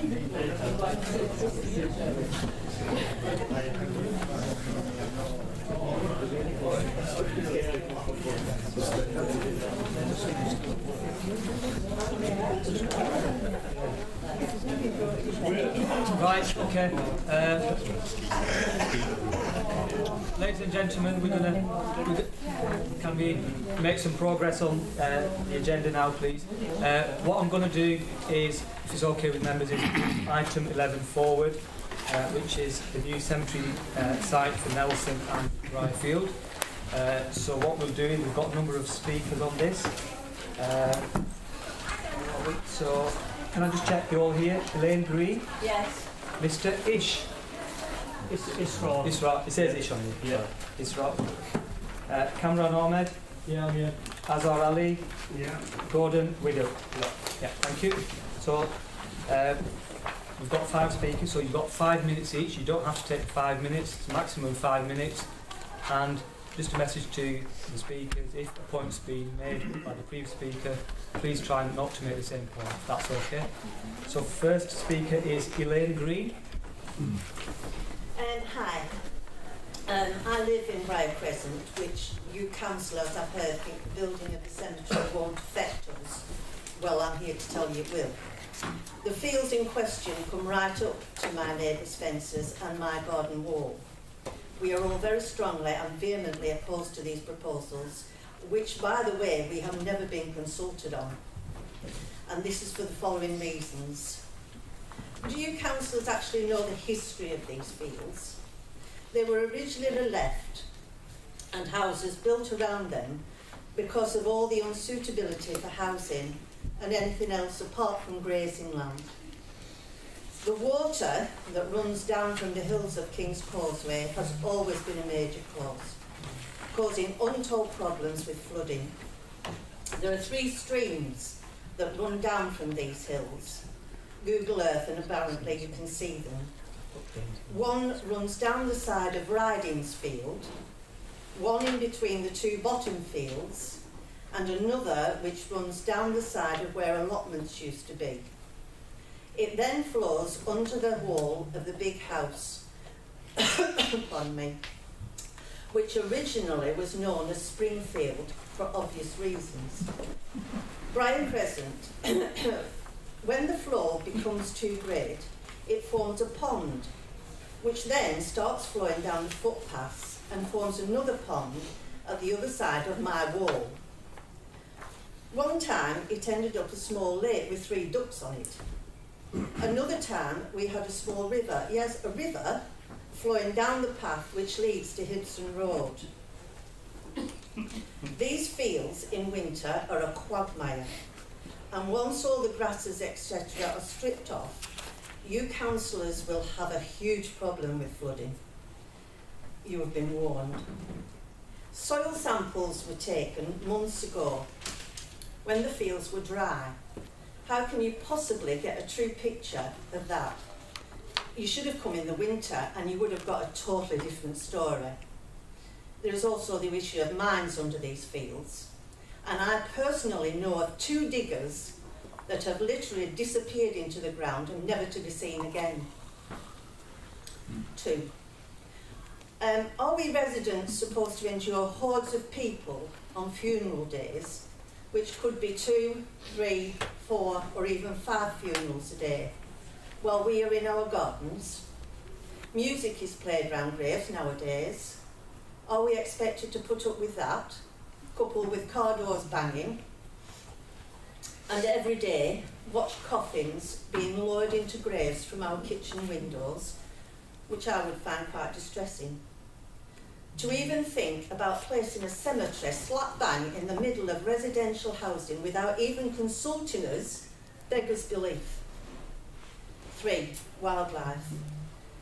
We have families of deer living in these fields, plus we have seen barn owls, plus bats. We have seen storks, weasels, and I know from previous meetings here that there are rare grasses growing in those fields. There is also the traffic, but I will leave that to another speaker.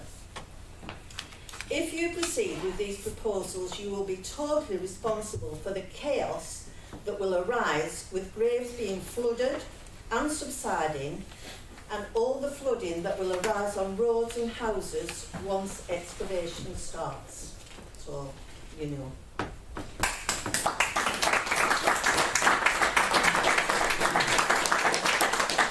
Thank you. Next speaker, Mr. Isra. I'll sit if that's okay. Yeah, of course. Okay. So my name is Isra. I live on Briar Crescent as well. So I have some concerns and some questions for the councillors about the new proposed cemetery. Now, about 3 months ago, I was walking to St Paul's School to pick up my children.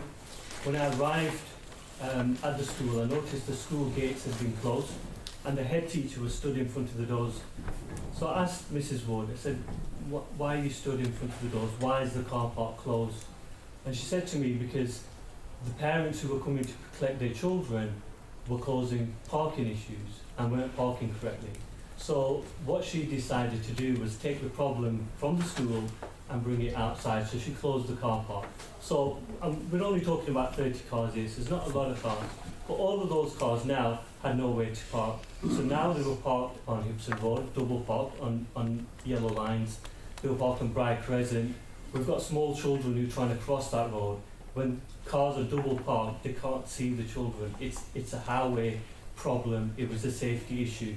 Now, the reason why I'm mentioning that is that I'd spoken to councillors who are present here, Nadeem and Azar, about this issue, and 3 days later this car park was then opened, and there was the parking issue had become a little bit better. Now, I don't understand how, when we're talking about 30 cars and this can cause an issue, how we can have a cemetery in the middle of a residential area when we've already got 3 schools, we've already got 2 nurseries. I don't understand how the road network is going to be able to cope with it. It's not going to be able to cope with it, and it's going to cause a lot of issues. Now, you know, I think it's wrong of me to really talk about cars and traffic, because really what we need to talk about is the people, and the people that are going to be affected. And these are not numbers, these are real people, residents who live in Pendle, who are going to be directly affected. I've got elderly neighbours who are really distressed by this. And, you know, we're coming out of a period that's been very difficult for the elderly. And you're making it, this is going to cause a lot of issues around for their health and for their well-being. And it concerns me because they're my neighbours and I care. And really, as councillors, you should care, because there's not been a real consultation. And I know there was councillors yesterday playing knock door and run, that's what I'd call it, because 24 hours before this meeting they decide, okay, let's have a consultation, so let's go on knock on some people's doors and see what they think. But I don't know in whose book that's a consultation, but there's intelligent people here. That's not a consultation. We want a proper consultation. 70% of the people I spoke to on the phone didn't know that there's going to be a cemetery and an access on Edgehead Avenue. How is that possible that someone on Edgehead Avenue, where one of the proposed entrances doesn't know that there's a cemetery that's going to happen? So, guys, we really need a proper consultation. We can't have a decision made today without, you know, everyone being informed. There will be a lot more people than there is today. I guarantee you that. Now,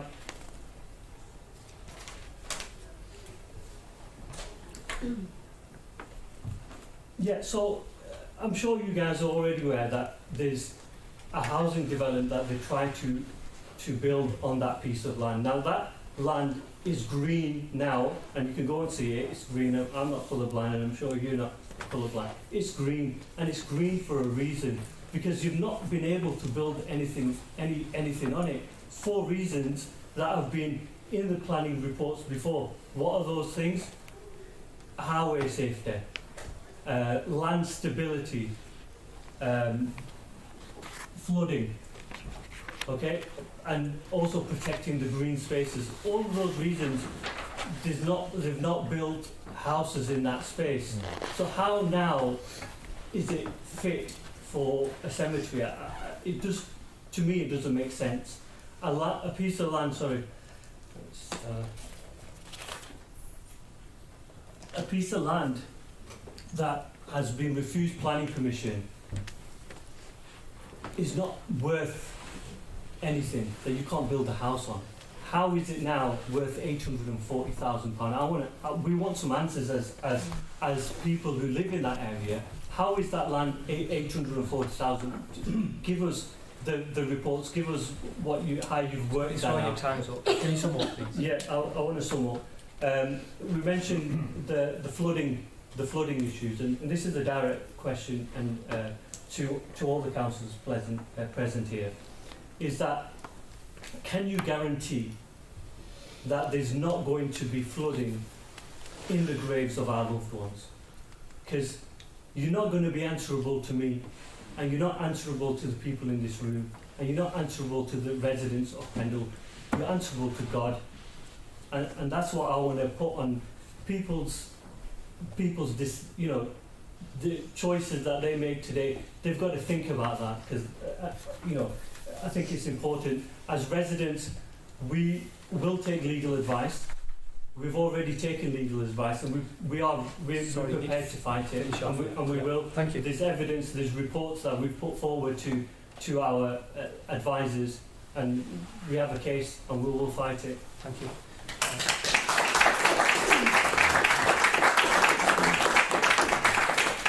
Next speaker is Cameron Ahmed. Thanks, Chairman. To be honest with you, a lot of the points our concerns I've got has already been raised by Ishmael, so I'm not going to dwell on them too much. What is alarming is that there was today going to be an approval for £840,000 to buy the land, and there has been absolutely no consultation with any of the residents on a 1 mile perimeter of the land. And that is quite alarming, actually. I mean, a lot of my neighbours, when I spoke to them, it was the first time they were hearing about such plans. I mean, such a big thing, and nobody who actually lives around the perimeter has heard anything about it. That is very alarming. As for the cost of it, I mean, what I would like to know is how it's going to be funded. Is this going to add again onto the council tax that residents pay? And B, going forward, how is this going to be maintained? Thank you.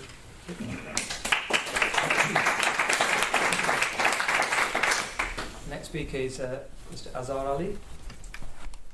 Thank you, Chairman. I'm here as a county councillor for that area, and I became aware of the report. I've been aware for a number of years that Pendle Council has been looking at its allocation of cemetery space in Pendle, and some of the cemeteries, particularly in Nelson, are coming to hit the maximum. And shortly we will have enough cemetery space in Nelson over the next 2 or 3 years. So I became aware of the report on Sunday and spoke to some of the ward colleagues from Pendle Council. And I did go and knock on some doors yesterday to try to talk to some residents, somewhere in, somewhere out, and they had varying views. So I just want to go through some of the feedback. This site, rightly has been said by other residents, has been subject to housing applications over many years. And I remember 20 odd years ago, 24, 25 years ago, when the first application came, a resident for that, and council supported them. On Halifax Road, every block is affected in a slightly different way. Some houses have smaller gardens further up, and they have a direct open view onto the site that's in question today. Other houses have a back street, and they lease or rent the land at the back of the houses, 20, 30, 40-foot gardens and garages, and they've leased them, and as one lady told me, since 1966. And their concern was, more than anything else, that they don't want to see housing development on there. They don't really have an objection to the cemetery, as long as the other issues have been addressed, like drainage.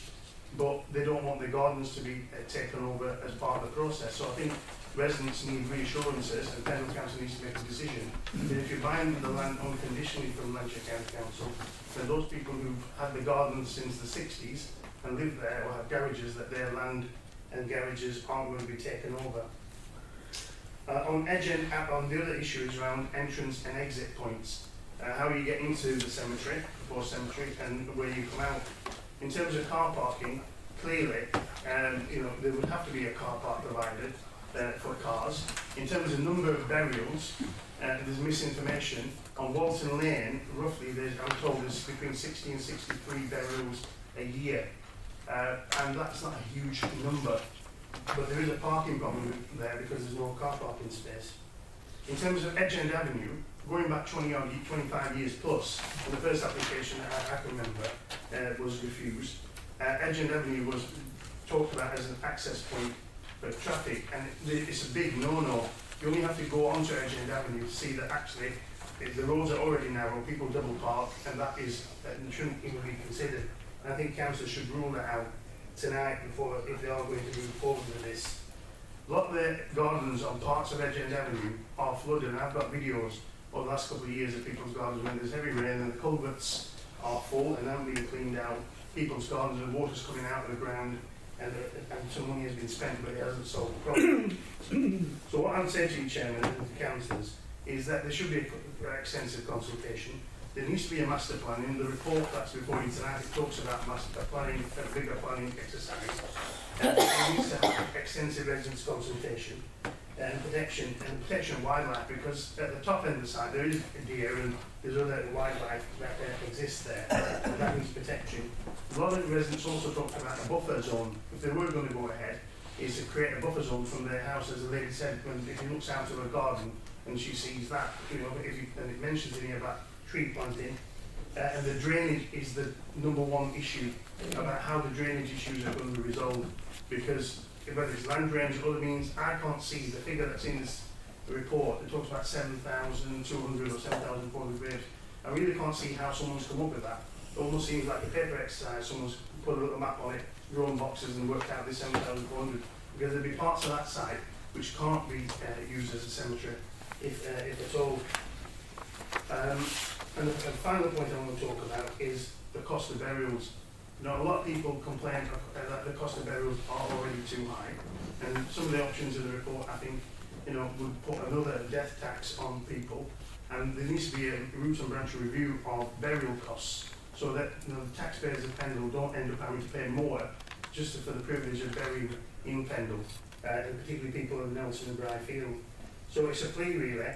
Yes, we do need central space, but we need more discussion. And I would say that in the report also that it mentions the council or Liberata, through Liberata, the council's commissioned a report, and whether that report is publicly available, so that we can scrutinise that when you do go forward for master planning and moving it forward. But the issues that have been raised by residents around drainage, access, etc., there has to be mitigation, otherwise the site wouldn't be suitable. So I think the residents and everyone needs some answers to that. Thank you, Chair.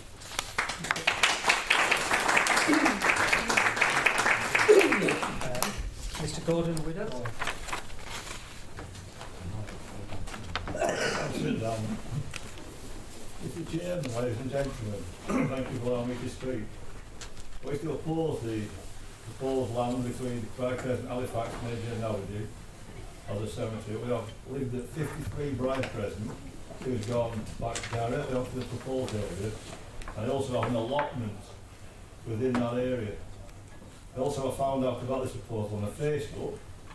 I have to say I'm very disappointed that this first time I heard it, and that there's been no discussion whatsoever, no consultation at all. Absolutely disgusting. There it proposed there was a large area of greenfield which had been left relatively undisturbed for quite a while. And as well as an existing allotment, the fields tend to be quite boggy in areas, and the public footpath from Briarcrest and Edge and Avenue all the way up to King's Causeway, opposite Golf Course, due to many areas the field difficult walking terrain for dog walks, etc.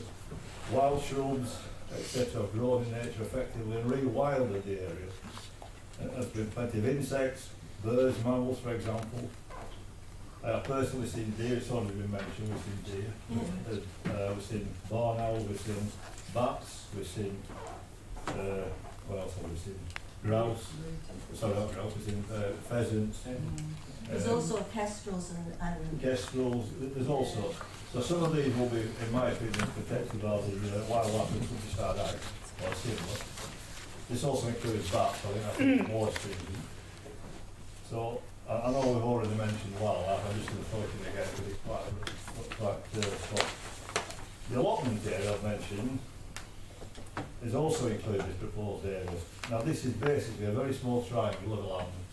It's about 85 bounded feet. I tried to measure it this afternoon, roughly that area. It's a triangle right in the northern side of that field. This actually is owned by Lancashire County Council, so we pay rent to that every year. I noticed that the allotments further up, which are owned by Pendle Borough Council, don't seem to be included, so I don't know why we seem to be left out of this. So I can see you looking at it, you want to be aware of this and not. Probably can't see it from the trees. It's all there, I can assure you. Thank you. So okay. I won't finish yet. All right, sorry. It included that area, so the allotment area is actually, as well known, is a proven area for health, especially for mental health. Now I know people that's used it, in my life, myself, and also one or two users have actually found it very useful in terms of mental health stability. So taking that away is taking away that amenity. I've also spent a hell of a lot of work in that, in terms of polytunnels, raised beds, greenhouses. There's all sorts of stuff growing. So to be told now that I'm taking that away, that means I'll lose all that facility. Thank you very much.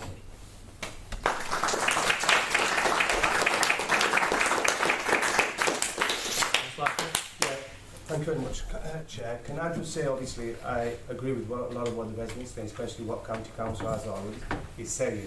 However, one thing I'd like to say is that I was, as a ward councillor for the area, I was not aware of this report coming out when it did on Thursday and Friday. So for the future, can I ask, obviously, through yourself, Chair, that all three ward councillors and the county councillor, Councillor Zaffarali and Councillor Sajja, we are more fully involved in anything that what is decided moving forward, whether it's a master plan or consultation with residents. We as ward councillors need to be involved because we weren't aware of any of this. Thank you. Okay, we've had all the speakers, so I'll just try and address some of the points which have been raised by the speaker. First of all, again, thank you for speaking on this important item. I understand it's a really sensitive issue on both sides of the debate, but thank you for being here at this time and speaking and participating in the discussion. In terms of the suitability of the site, that's one of the issues which has been raised. The site has been tested. I mean, as members, we are not experts in this area, but the site has been tested by officers, and we were advised that the site is suitable for burials. I mean, in terms of the point Councillor Azali made in terms of the numbers of burials, 7,400 burials on this site. That only includes the site which is suitable for burial. There is parts of it, the report mentions, which isn't suitable, which is about 2 hectares, I think it is, which isn't suitable. That is excluded, and that part which is excluded, we can use part of it or part of the site to create some parking spaces, and in terms of the flooding issue which has been raised, like I said, the site has been tested, and there will obviously, I think, need to be infrastructure put in place to ensure that isn't an issue. In terms of the site itself and whether the council decide to purchase this land, we'll go to the vote and we'll see what happens. But rest assured, Lancashire County Council are going to sell this land. This was on their disposal site, they were going to sell it. If Pendle Council don't buy it, somebody else was. So that's the reality of the situation. I know previously planning applications have come forward for housing and been rejected, but it was on the list for disposal, and County Council were clear to us, clear to me in the discussions I've had with them, that they said if Pendle Council isn't interested in buying this land, it will be sold. It will be on the open market for any potential buyer. The question around maintenance, who will maintain this site, it will be the current position as it is, it will be the council. A relevant point from the residents, obviously the residents are important in all this, and the gardens which have been used by the residents for a long time, if they fall within the boundary site, obviously in terms of the discussions, if council has agreed to purchase this land, there will be discussions with the owners of the properties. I've been up and spoken to some of the residents, and my personal view on it would be that the residents should be allowed to keep them gardens because it keeps the distance from the cemetery site. And if we have some greenery, some trees, and it gives that protection to the residents as well. The question about residents haven't been consulted, I'll come to that in terms of the reports which have been on the agenda for a number since last year, in terms of reports that have been brought forward to Policy and Resources Committee, so councillors have been aware of these reports, so I'll touch on the dates on their reports later when I speak. In terms of master planning consultation with the residents, of course this site will need planning permission, so when that time comes, residents will be consulted in terms of planning, in terms of access, in terms of tree planting, in terms of parking, in terms of, like I said, the access to the site. Points being made, about the gentleman about the allotment site, and because the allotment holders on this particular site, again, if members are minded to approve the recommendations before us, then discussions will need to take place with the allotment holders, and I'll give you that assurance that we will come and talk to you, to all the allotment holders, and try and find a solution which works for both the council and the residents. The cost of burials issue has been raised. I think that's a separate debate to this. I know it's linked, but I think it's a totally separate item, which I think in terms of the budget, we discuss it every year, and it won't be any different in the coming year when we're setting the budgets. All groups will have their proposals with regards to the cost of burials. So there, I think some of the points which have been raised, but I think the reality of the situation is burial spaces in Nelson Bryfield are reducing at a very alarming rate, and they reduced significantly during COVID, and approximately the report says 5 years. Who knows how long the existing Walton Lane Cemetery will last in terms of burial spaces. The report suggests 5 years, might be less, I couldn't say exactly, but time is of the essence. We've been going round and round, and I think the decision has to be made, because it's not just a case of buying this site and we've got a cemetery site for burials. We have to get the site, there's the legal transaction that needs to take place, there's the planning process, the consultation with the residents, and then it's the infrastructure that needs to be put into place to make sure the site is suitable and is the best site in terms of suitability. And last year, 2021, when I became leader of the council, and this was the issue which residents were bringing to me, because people were saying, look, we're running out of cemetery spaces in Nelson Brighfield. What are you going to do when the cemetery places run out? So we had some difficult choices to make, and I won't try and make this up, but it is a difficult choice. Whichever site we go, there's going to be people for and against. One of the sites which we considered was the allotment site at Walton Lane. But my view was that site isn't a long-term solution, and we wanted a long-term solution for the council, because if we chose that site, that would have lasted another possibly 4 or 5 years, and we would have, in 5 years' time, we would be having the same discussions and saying we need a cemetery site, back to square one. And I believe that this site does provide that long-term solution, and this was one of the top priorities which I had as when I became leader of the council, that we need to find a new cemetery site, and that's what we've done. So people are saying they weren't aware of it, members are saying they weren't aware of it, what we're doing. In June 2021 there was a report that we brought before the Policy and Resources Committee, because the task officers were set was to go and find a potential cemetery site. Officers went away, came back with a list of, I think it was eight potential sites. They were reduced, some were not suitable, some members didn't feel they should be on the list. We reduced the list in March of this year. That list of 8 came down to 3 sites. And in the same meeting, March 2022, this was chosen as the preferred site. So how members can stand here this evening and say they weren't aware of this site? It's been consulted. I understand the point. No, sorry, I wasn't referring to the residents. I was talking about the councillors. So this site, in March 22, a report came before the Policy Committee. I've got it here if people want to see it. And we then said to the officers, go away, we need the costings, we need some details, which we've got this evening, and the process. So this is the 3rd report since I've been the leader, in terms of starting from a position where we didn't have a site. This is the 3rd report where we went through the list. So it's not that we've just rushed through it, we've gone in great detail. And I want to take this opportunity of thanking all the officers involved, Philip particularly, who spent a vast amount of his time and energy, and I've probably annoyed him more than most in saying what's going on with this. David Walker, one of our officers, Rose, every leadership meeting and every one-to-one I mentioned the same thing. And all the entire cemetery team do a fantastic job for the council. So I want to thank them for all their efforts. I want to put that on record. And I want to thank the councillors, my group, who've been backing me on this and supporting me throughout the last year and a bit.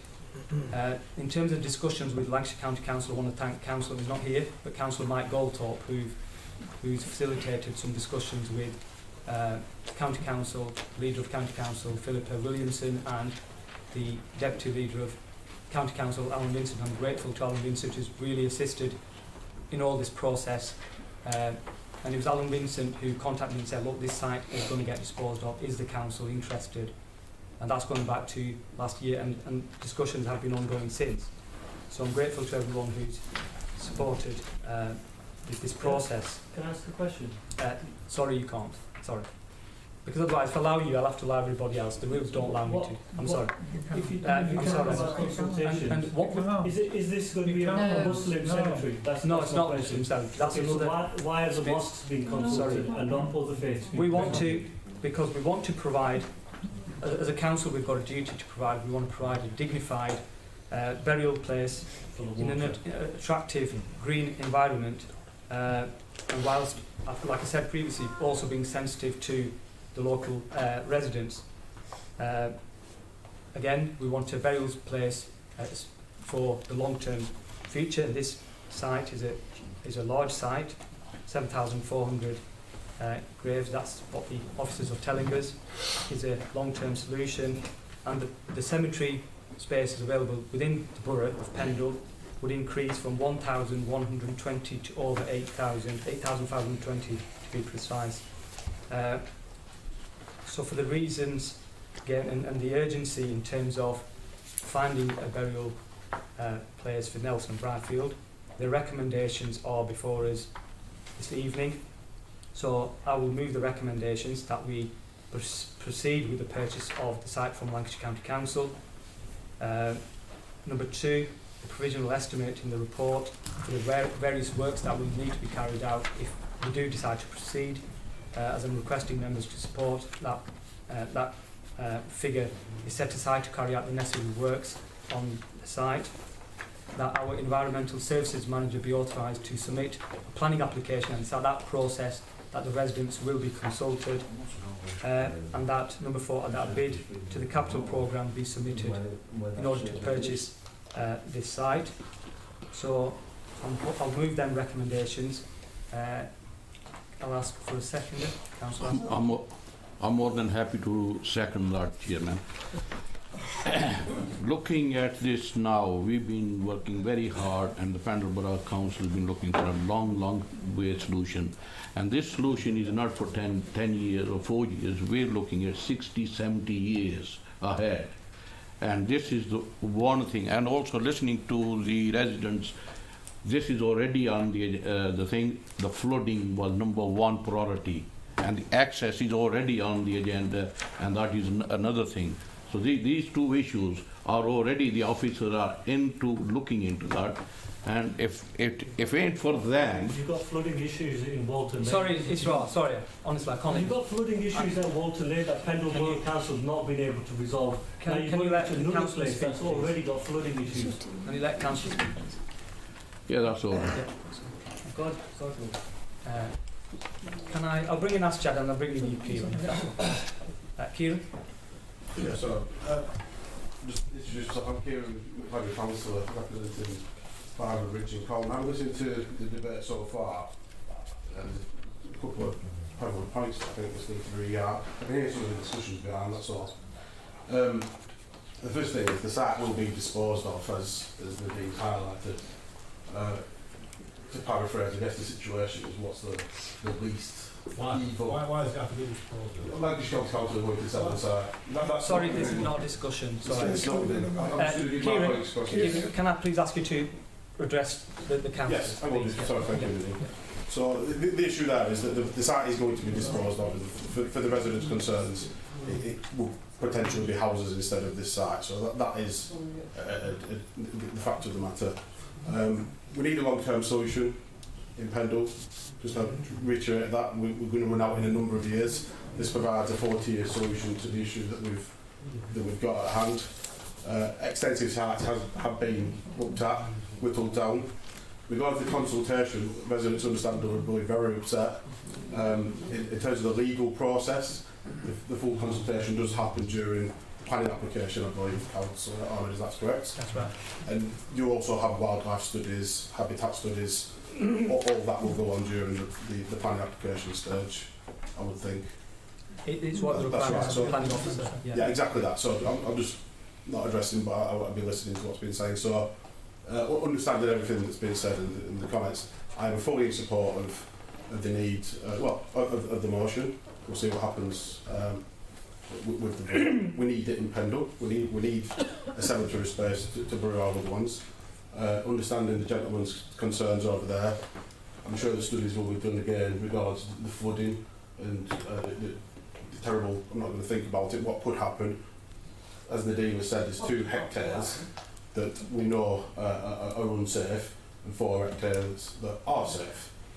So that assessment will be done again during the planning application. So I'd like to thank everybody involved again. In a year, this has been dragging on for years and years via the previous administration, and again the Conservatives have delivered what we promised. I thought this was Councillor Dean Morley, I thought this wasn't going to be political. I know it shouldn't be, but you can't help. Yeah. Thank you, Chair. Can't help himself. I can't help myself. Yeah. Thank you, Chair. Yeah, it was actually this P&R committee a couple of years ago that identified there was some issues. You know, Excuse me, but we can't hear you. basically, this Policy and Resource Committee, going back about 2.5 years ago, raised the issue of cemetery spaces. There was a lack of capacity that we're going to come across in the next couple of years. So to plan ahead, we asked officers, which the chairman kind of touched on, we asked officers to go and look at different sites. I think those 8 sites were identified, then it was dwindled down to 3, and now obviously 1. The thing is, the danger is if we don't have enough capacity,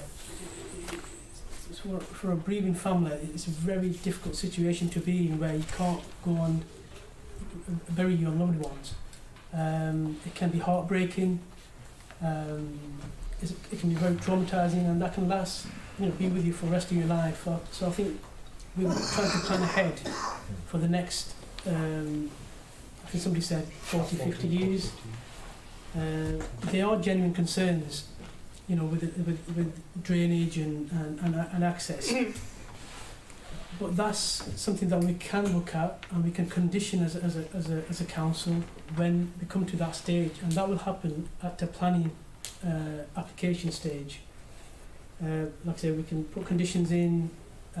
Personally, I would be happy for Briar Crescent or to be used as Agenda Avenue as an access point. I think it would be more appropriate on Halifax Road.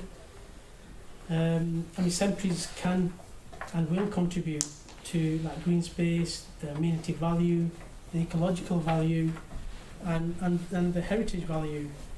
And the thing is, if we don't acquire this site at this stage, and again, a couple of councils have touched on this, it's a Lancashire County Council site. We don't own this. We've got no control at this stage. Lancashire County Council have, for a number of years, wanted to dispose of this site and build houses, and could potentially end up having 200 to 250 houses built on that site if it's not acquired for obviously the purposes that this council at this stage wants to purchase for. And that could have a major impact from a traffic, health and safety, highways issues point of view.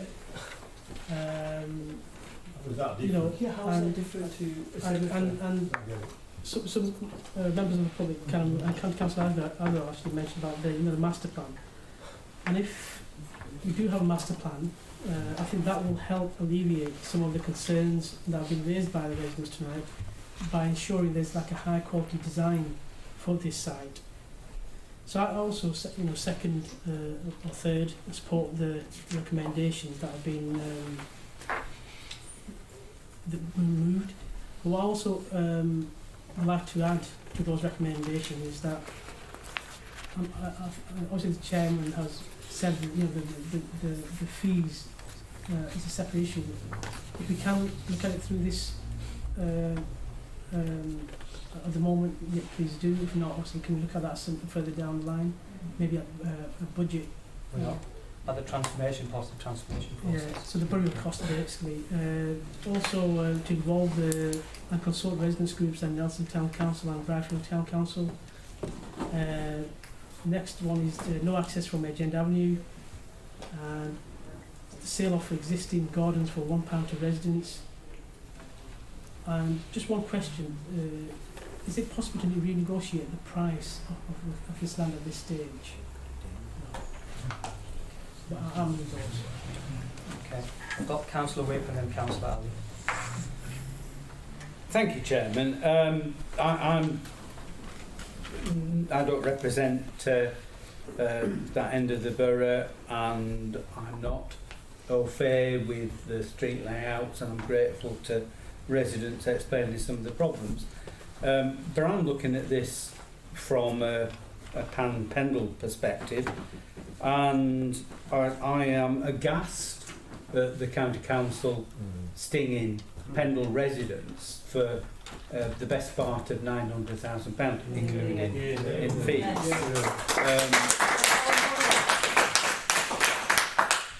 You know, I mean, the county council clearly in it for what they can get, and it just seems a staggering amount of money for, as has been said by residents, land where, you know, sort of previous planning applications have been rejected and not pursued. But I'm looking at that figure in terms of the impact on the borough as a whole, and for a cash-strapped council, 1.4 million. Well, of course, we find that back at SOFA, don't we? In terms of if we borrow it, then it's the best part of 2% on the council tax for the whole of the borough. And if you think of it in terms of the cost per plot for each burial, working on the basis of, say, 7,000 plots, that's £2,000 a plot. So, no. 200. No, I'm sorry, I've got a zero out there, haven't I? Yes, £20,000 per plot. The other way. Down? 200. Less than 200. 200? Oh, well, I've got my wrong glasses on. But, I mean, it's a huge amount of money. I mean, it says in the report it had had £181 per burial plot onto the cost.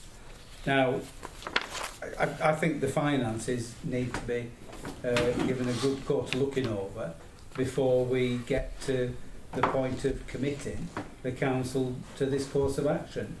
And we need to be certain that A, we've got the money, and B, that there is the political wherewithal to actually put his hand in his pocket to that extent. So I would not support the proposal that's on the table at the moment. Thank you. Councillor Ali. Thank you, Chairman. I think it's really important, right at the very outset of what I'm going to say, firstly, is to point out that this isn't a political exercise and it should never be treated as one. This is a sensitive topic which affects hundreds of residents across Pendle. So firstly, I disagree with Councillor McGladry's remarks. I don't think there should be any political limelight or a stage show sort of approach to this. This is a very important topic. Now, a topic which is being discussed and introduced way before my time on this council, and a topic which needs balance. It doesn't need politics, it needs leadership. And for that reason, some of the remarks my colleague Councillor Ashad has made, we obviously have a telepathic approach to this because they were exactly the points I was going to make. We have been here before. We've addressed residents' concerns with Bolton Lane Cemetery, Chairman, as you pointed out. We had some very impassioned speakers around their desire to keep the allotments, and in my view, a correct decision was made around those allotments. And I think a similar approach should definitely take place here. My colleagues suggested some friendly adjustments to the resolution, and I feel one of those should include the allotments. There should not be any loss of any of those allotments.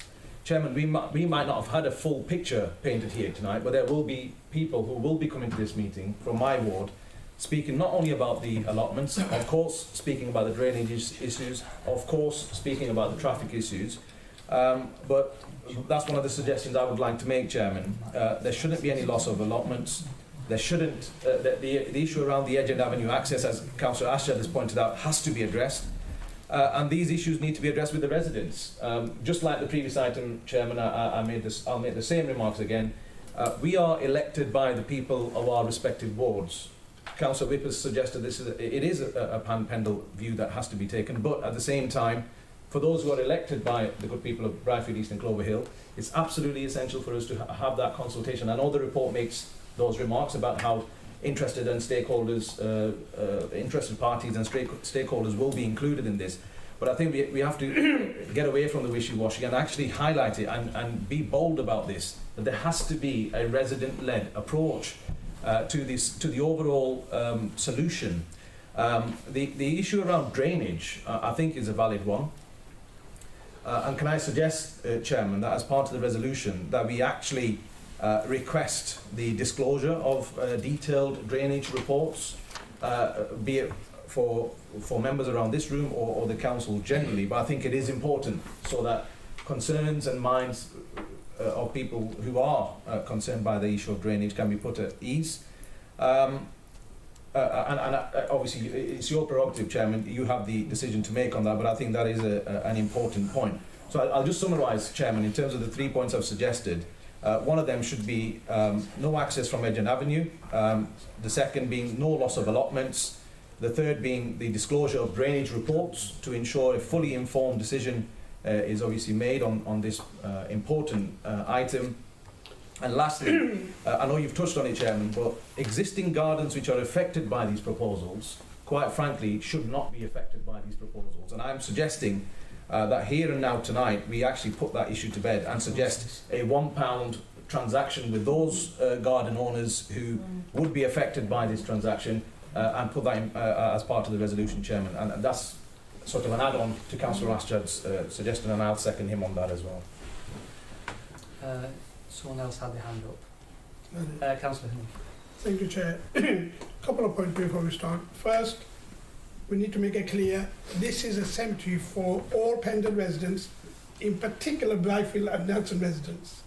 Because somebody made a comment beforehand, that's not the case.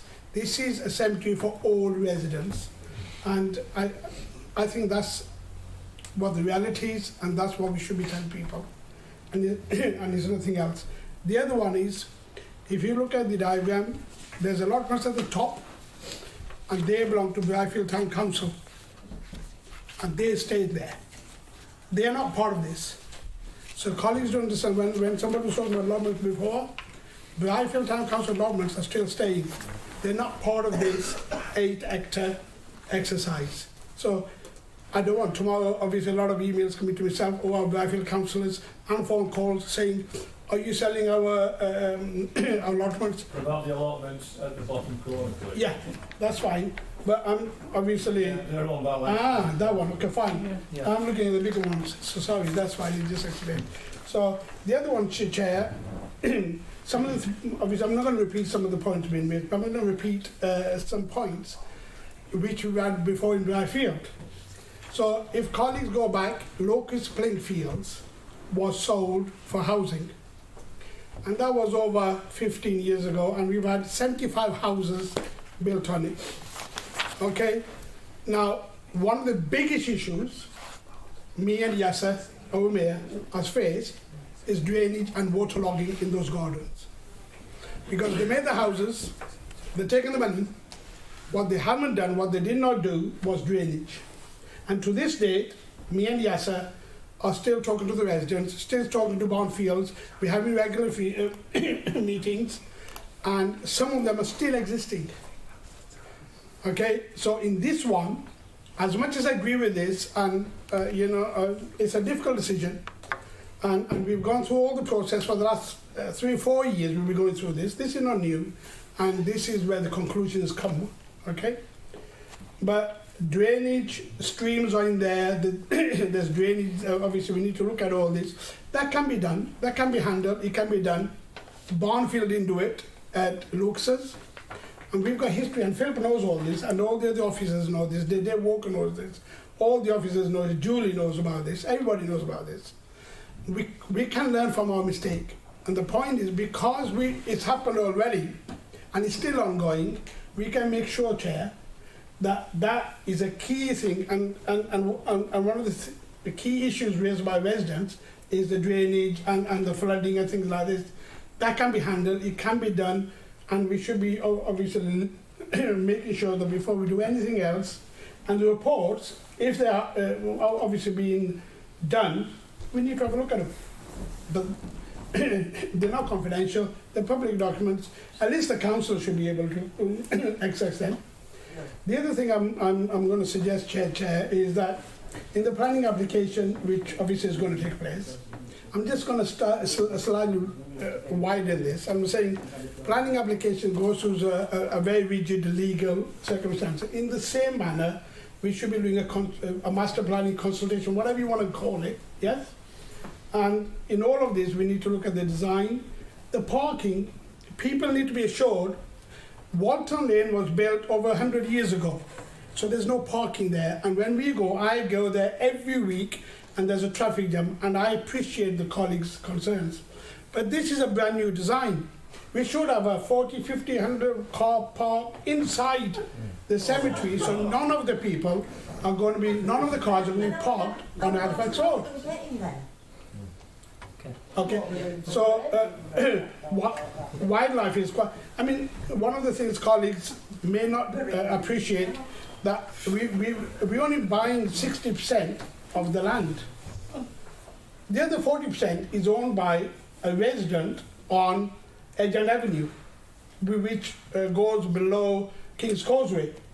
So there's going to be at least 40% of the existing place is owned by somebody else. Wildlife and everybody else is going to be there. So we need to make sure that all these activities, so design, parking, we can have a one-way system. But above all, I think in all this exercise, we can have the residents and the ward councillors involved. So we don't in 6 months' time, 12 months' time. It's not going to be taking 9 months. I think it should be at least 12 months. Obviously, it's a big application. It's going to take time designing this. But from my angle, Chair, the drainage, if we don't sort it out, that will be the biggest problem for the next 30 years. And we'll be having meetings after meetings and meetings. Right. That needs to sort it out. Okay, thank you, sir. Thank you. Okay, thank you, Chair. Thank you. Any other speakers? Sarah? Well, I can only reiterate that this has been a long time in the melting pot, and councillors have looked at all the other sites, and we find ourselves here today being able to potentially put forward something that can go out to consultation over the months ahead. But we have to, it's a duty of the council, we have to secure the fact that we offer sites for burial in Nelson and Briarfield. I'm a councillor in Combe. We have an extension to our cemetery that sits there, so Combe has its provision. Even at the early stages, I said, well, perhaps we should share burials between settlements, but that isn't ideal. That's not ideal, and so that's why each settlement should have its own burial site, and this is the best that we have been presented with so far. I think there will be an awful lot of technical reports. I don't know whether Julie knows all about this, but I should think there'll be amazing amounts of attenuation and all kinds of things for us to consider. It's a very, very technical thing, is drainage. There's no reason to keep it secret. Okay. Right, okay, so some of the points have been made in terms of valid points by councillors and the public in terms of the allotment site, the gardens, and the consultation, but all that is part of the planning process. And in terms of the proposal, which in principle I've got no problem, so I'll put this on record, and when I went in the area last June, I think it was, Councillor Aslam and myself spoke to the residents in terms of gardens, and I would personally, like I said when I spoke earlier, I would have no objection in principle to agree for the residents to keep them gardens. Because I think that is a sensible way forward, and same with the allotments. I think it would be sensible if we did that. I think to prejudge what's going to happen going forward at this stage, I think it's a bit too soon. In principle, no problem. I'll give that firm commitment. We'll have the consultation, we'll have the discussions, but I think I don't want to take a step or move something which then later on causes us some sort of difficulty. I don't know what it could be, I think it's too early, but rest assured, honestly, genuinely, as leader of council, give that commitment that we will consult the residents in terms of the gardens and the allotments. And the planning process, obviously the residents again will have an opportunity to comment on the application for or against, and all the issues which have been talked about, the access, the parking, the drainage, will need to be dealt with as part of the planning application. That's how it's going to get approved. We have to deal with it. That's not that we want, we may or may not do. It's something we will have to do to get the planning application through the process. So I've moved the recommendations. So we've had a long debate, so I'm going to move the recommendation. All those in favour, please show. Chairman, there was an amendment. It was proposed and seconded by myself. Can we take a vote on that too? On which? On the items which are listed, that should be included in this recommendation. Yeah, but I don't feel at this stage it's sensible to give a commitment and say in this meeting the residents can have the allotments, can have the gardens, etc. I think it's too early. We haven't even bought the land. I think that discussion should take place once we've purchased the land, and I give that assurance, like I've said, it's minuted, it's been recorded, we will have them discussions, but I think to make that commitment at this stage, I think it isn't the right way. That's my view on it. I might be wrong, don't get me wrong, I'm not perfect, but I just think it's not sensible at this stage. So I think it would be helpful if you please kindly withdraw that. And I give that commitment. I'll talk to the residents, I'll talk to the ward councillors, we'll have that discussion with the residents, give that firm commitment. But I think just in case something comes forward, they say, look, you need that corner of the allotment site for something. I don't know. Do you know what I'm trying to say? For access part, I don't know. Well, Chairman, I appreciate your remarks. I will take that back. Yeah. but the room has heard us. It's really important that we provide leadership on this issue. That has to be highlighted. As leader of council, and that term's been used, leadership, I think, again, we've clearly shown that we've identified the sites, we've narrowed them down, we've brought the report here, and we're going to conclude this, hopefully, tonight in a positive way. Okay. And that's the commitment I gave last year as leader, and that's what we'll do. Okay. Chairman, So sorry, can I raise a procedural point? You may. Yeah. You've just said that we're going to settle it tonight. In terms of proceeding with the recommendations? Yes. Yeah. Well, this is committing the council to a £1.4 million expenditure. Yeah. Does the Policy Resources Committee have the delegated authority to commit? The decision is to make a bid to the capital programme. To the capital programme for that amount. It will have to take its place alongside any other bids to the capital programme. Well, Chairman, you just said, and we can look back at the record, but you've just said that we are committing to purchase the land, making a decision to purchase the land. As per the recommendation set out, yes. Yeah. Yeah, the we are moving the recommendations. And the consequential expenditure of a further £500,000 does not have the support of the council.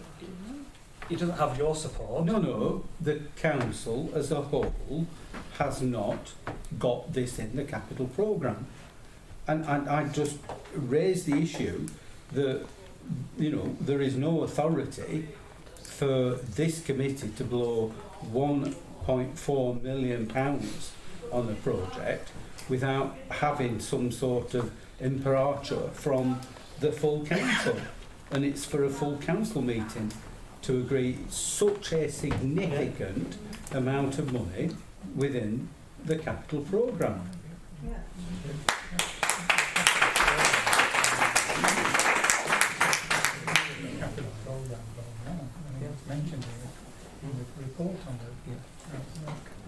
I'm being invited, there is a review of the capital programme which we are going through, and we've said in previous meeting at the transformation meeting, that's the advice I'm being given, and we've got the recommendations before us.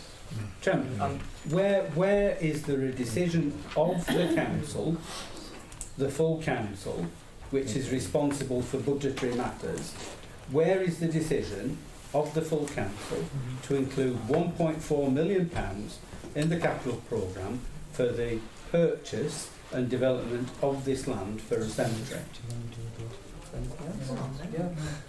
The purchase and the other expenditure will not happen until that bid is approved. Makes sense. So I think we're going to make progress. If Councillor Whip, you want to vote against it? I will be doing it. Yeah, I know you will, so just vote against it. Let's make progress. Last speaker now, please. No, just say the recommendation that we is additional. If you just could include at least, to keep the residents at that stage, no, not this stage, but when...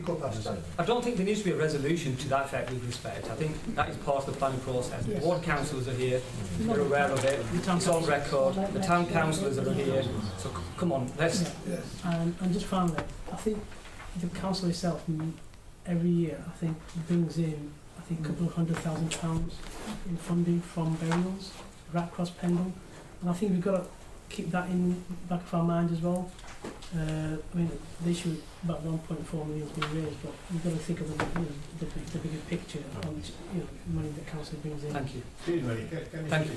Yeah, thank you. I think we've had a long, healthy debate on both sides, and so I think now it's time to go to the vote. There's a resolution which I've moved, it's been seconded. All those in favour of the resolution recommendation as set out, please show. Against? Thank you. So that is approved. Thank you everyone for attending. 10:20, if you want to stay for the rest of the meeting, by all means, you're free to go. Thank you.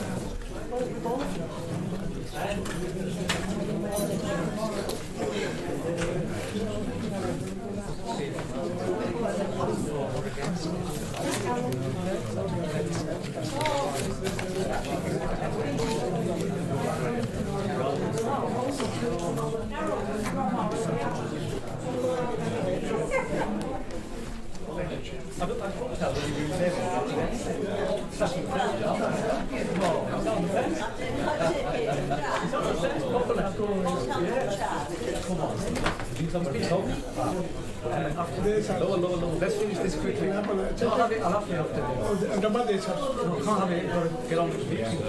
Can I thank you for bringing the drainage to the full? I've got rare present everywhere. Right. We'll make sure that... You'll have to speak a bit louder, we can't hear you. Sorry for that, sir. We've got a microphone. Oh, it will. Rest assured it will. Thank you. Anyway, thank you very much. Thank you for coming. See you later. He's all right. Can somebody order fish and chips, please? I'm really sorry. Don't want anybody else. Right. We can hear since 1 p.m. Thank you, Mr. We can Mayor. hear since 1. Right. We're going to move back to item 5. Chair, can I approve everything? Let's go. No, we can't. We've got important stuff here. Okay. Right. Trade management outturn. Councillor David Coburn-Price. Yes. Now, let's talk about treasury management, should we? Let's have a long story. Let's move the chair. We all want to know. I think it's excellent that we've still got our interest rates anchored at the 2.94% on average across the portfolio there. I think, although we are over-borrowed, as the CapEx report also talks about that, but it is prudent to be in such a position given the potential rising of interest rates becoming ever more likely, of course. I'll note the report and move it. Thank you. I'll second that. All those in favour? We've already moved the signature. All right. Thank you. Next item is the energy rebate scheme. This is part of the discretionary scheme. Pendle received £232,000 as part of our share, and it's proposed that the scheme that be set up, which is set out in paragraph 9, it's proposed that households in bands E to H that have received council tax support the allocated payment of £150. There isn't a large number of properties in this that are affected, there's only 83, and the balance of the funds as credit will be applied to the council tax account for all those properties bands A to D, and there's 7,840 properties within them bands. So I'll move the recommendation. Second. Do you want to speak or second? I'm happy to support, Thank you. Chairman, but I've got a question Yeah. in terms of, we all know that not everybody actually gets council tax support that's eligible for it. Now, by definition, we don't know how many people that affects, but clearly this formula distributes all the funding that's available. And if the funding isn't distributed, it goes back to government. But if we find that there are people that haven't claimed council tax support and would have been eligible, is there any provision that we can make for them? Perhaps I'm asking through you to Richard. Well, so this proposal would distribute all the available funds. So, in principle, if we funded anything over and above, then that would have to come from council coffers as opposed to the scheme itself. What we've not done yet is done a full reconciliation. So we just there's a tiny little bit of headroom, but not particularly. I've not heard of any cases coming through. I suppose it would have to see how many cases would come through, but in principle, the scheme doesn't allow for that. In principle. Chairman, I think that's regrettable. I'd like to think that if there were cases of hardship, that we would find a wherewithal to give people an equivalent amount of money. So could I propose a rider to the recommendations that the Chief Financial Officer be given delegated authority to make payments in cases of hardship where people who would have been eligible for council tax support but have not applied for it come forward during the rest of the period that this scheme is open to. So we're looking through till November. That band Z to H? Well, I'm looking at band D to H. I mean, to be honest, the £28 for the distribution of the rest, I mean, £28 is £28, but whether there's going to be anybody, sort of coming forward on that basis. It depends how we come forward. That's a quick question. I know in the detailed rules, in 3.2, it says that the £28 can be varied. So if there's more or less in the population, then it can be varied up or down for the 28. So there is some flexibility. So whether is the intention to pay the £28 and the £150 right now, or is it going to be spread out in some way, or is it going to be paid in November? No, we'll do it now, right, and then we'll do a reconciliation when we get all the figures from Liberator, and then we can take a view to make sure we spend it all. So there may be, certainly on the E to H's, I mean that might be something we can accommodate, because I doubt you're going to get, if there's only 83 over 3,000, I doubt you're going to get many more coming out of the work. No, it's just that, doing the reconciliation to understand what the impact is, I suppose. I suppose as part of the post-meeting publicity of this, we can say, if anybody feels you're still eligible, claim now, or not eligible. That's it. This is going to be practical about it. Well, you yeah. Identify what. There's got to be a line in the sand, though. Yeah. Whether you extend that to November, or whether you say, come on, let's get this boxed off. Are we happy to accept that amendment? What's the box off date then? It would probably have to be, is the spend... 30th of November. Yeah, so probably 1st of November is the cut-off, because then you'd actually need 30 days to administer it. Okay. So any extra cases have to be identified by the 1st of November in order to qualify to be included. Yeah. Yeah, We're right with that? See what the Yeah. implications Yeah. are. Okay with that then? Yeah. Yeah, okay. Thank All you. those in favour, please show. Against? That's fine. Next is the capital programme. Who wants to take this? David? Yeah. So I think it's the usual story of the lots and lots and lots of slippage. There's some big ideas spread across a whole range of different things. Many of them brought forward from previous years and seem to have an infinite lifespan. Very significant undelivery, massive slippage, all that kind of thing. I think we have some information about some of the projects and the justifications for all of them forward, and whether they're definitely committed for the forthcoming year or a bit beyond. So the idea of reprofiling the appendix of B at the back and say, when will they be spent? You know, is it this year, is it next year, is it a couple of years' time? The sort of dependency, the factors are coming in there about why we are or aren't doing them. I think that's important to understand, because some of these ones could therefore be cancelled. I mean, I look at the one at the top of page 3, the empty clusters funding. Clearly it was a good idea at the time. We've got 520,000 left in it. I noticed it moved by the princely sum of 29,000 last year, so not really doing very much there. And I think if this is used for the CPOs that get brought forward occasionally, then it'll probably stay at 520, because I'm sure we either break even or make a small profit on them when we turn them around.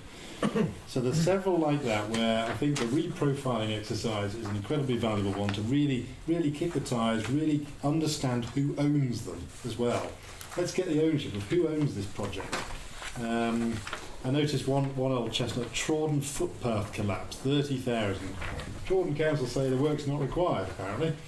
So if they're the owners of that, as it were, then they think they don't need it. Again, let's ask them. Let's find out what's happening on that one, and let's take it from there. I noticed a couple of small detail ones. Down near the bottom of page 3, we've got the other general capital scheme, bits of ICT stuff in there. I would have thought continued rollout of Microsoft Office 365. I don't think that's capital, surely. That's just annual software licensing. The area committees, I know we've got a bit on area committees, we talked about in the future, and how they work and how their funds work, but I think there's some good movement there. We added 170,000 and we spent 246,000, so that's heading in the right direction in terms of catching up that slippage. So I think that's good. I think the only other one I wanted to highlight, here's a good one, the general asset renewal on page 4. Just under corporate property maintenance. The wonderful thing, this budget is held to deal with property health and safety matters that might arise when the council is required to undertake work. 397,000. How much did we spend last year? Less than 1,000. Incredibly safe environment. This must be good. No health and safety spending is required, clearly. So I think absolutely. Let's look through this long list. Let's kick its tires a bit more. Let's reprofile it. Let's understand how it's going to be spent later on in the year. I think therefore I'd like to just tweak the recommendations a bit. So the first one remains, the recommendation as is remains the same, apart from it just says approve the initial proposals for slippage, because obviously we're going to review those again. And then to add another one, just to say, to note there will be a review later in the year to revisit council priorities, like the cemetery site, for example, and any other things that come out of any other ideas we've got as part of drawing up corporate plans, and to reprofile the programme. So to note there'll be a review later in the year to revisit council priorities and to reprofile the programme. Thank you. Happy to second that. We've been looking at the capital programme in recent months, and I think it's something that we wanted to look at last year and didn't get around to it, but I think it's something we are going to look at and set our priorities, which Councillor David Coburn-Price has mentioned in terms of what are our strategic objectives, what's our policies, and one of the items earlier on we've discussed in terms of the cemetery site, and this is the ideal time to go through the capital programme and look at what we're doing, which programmes we need to continue with, which ones we don't need the funding. We've already identified a number of examples where the money isn't required, but it's been sat there for quite some time. So I think that's an invaluable process that we need to go through now. Thank you. That's Chair. Yeah, thank you, Chair. Just regarding the DFGs, I raise this every year. Yeah, it's always underspend. We commit the funding but never carry out the works for until somewhere like a year down the line or 18 months down the line. The waiting list, I think, I don't know what the current waiting list is, probably 18 months, maybe longer. I think it's for a disabled person, their needs are different, the requirements are different. So somebody's requirement or need for a lift can make all the difference to their lifestyle and quality of life. But if that's happening like a year down the line or 18 months, it's not fair. Actually, I raise this every year. We seem to sit on that funding. That's something I think we kind of discussed generally previously as well with Richard. That could be highlighted and delivered upon, because if we do use that funding, I think in future we can apply for further funding. I know the formula is different, and we always say we can't get that funding, but if powers to be probably know that we've got that amount of money in our pot, we probably think, well, we actually don't need it because you're not spending the money. I know you probably will disagree with me on that, but I think that's one area we need to really tackle. It happens every year. Julie wants to come in on that point. Yeah, I mean, I think the problem is that it's the difference in the commitment and the spend. We're always in effect up to about 12 months behind because we go through a process of approving a grant. Then the person who has the grant has up to 12 months in which to spend it. Some of them choose to use an agency service we provide, some don't, and it's their choice. So, it can take them some time, particularly if they don't use our service. We often have problems getting suitable contractors, getting enough contractors. We change our processes a number of times. Unfortunately as well, COVID, a lot of people didn't feel safe to have anyone going in their homes at the time because of shielding, so we had quite a bit of a backlog there. But we do commit the money. The issue with the waiting list that we have is the level of money, and this has been a bone of contention for years. We get sort of about 1.1 million. Burnley get twice that, and they have similar demographics, similar numbers. Other authorities we know get well in excess of what we get, and they try to find ways of spending it, not on DFGs because they haven't got sufficient customers coming through. We know there's a big backlog of referrals coming through from Lancashire fairly soon because they've had problems with the occupational therapists. So the availability of DFG money is a big issue and has been for years. And the backlog is this problem of the 12 months between approval and spend, and unfortunately sometimes people are not around to see that because of the nature of their disabilities. Are there like any staffing issues where they're not there's not enough staff to kind of do the projects, or? We have got a current member of staff that's an agency worker because some staff were pulled off on COVID work and we've had staff sickness. So I think at the moment we're not doing too badly with staffing. I think it's other issues like sort of being able to get into people's houses and contractors has been a really big issue. And also now the cost of works has gone up significantly. There's a maximum mandatory grant and working discretionary. We are actually in the process of reviewing the DFG policy and updating that. We're hoping that will come to the next P&R because we think we need an update on it. So we have a wider discussion there.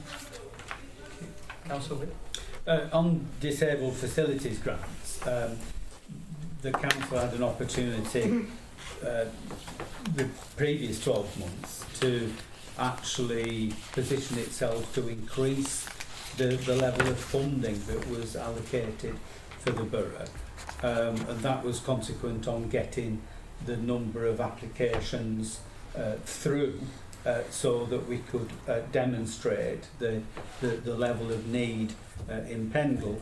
And you may recollect me raising this last year, probably about this time, but maybe before then, with a plea that we actually maximised the number of approvals in order to boost the funding level when the figures were reset. And I think it's regrettable that Pendle Council didn't actually do that and multiply the money in the way that we could have done. and Julie's quite right, it is iniquitous that the funding, the pattern of funding, say across Lancashire and across the wider country, is set on historical spend from donkey's years ago that doesn't reflect current day demand and need. So I think that we perhaps missed a trick, and we need to ensure that we do get as much funding as possible in the future. I wanted to raise, Chairman, if we look on page 4, the second bullet point down there talks about the Brownfield Regeneration Fund, and that funding currently stands about £1.25 million and has been accumulated partly through a premium on planning applications in the past, and I'd like to see that that is used in order to promote brownfield development. Talked about the need to do that earlier in the meeting, and we have an opportunity at the moment, and some members around the room will be aware of this, where the joint venture that we have pulled together have purchased a site in Earby at Spring Mill.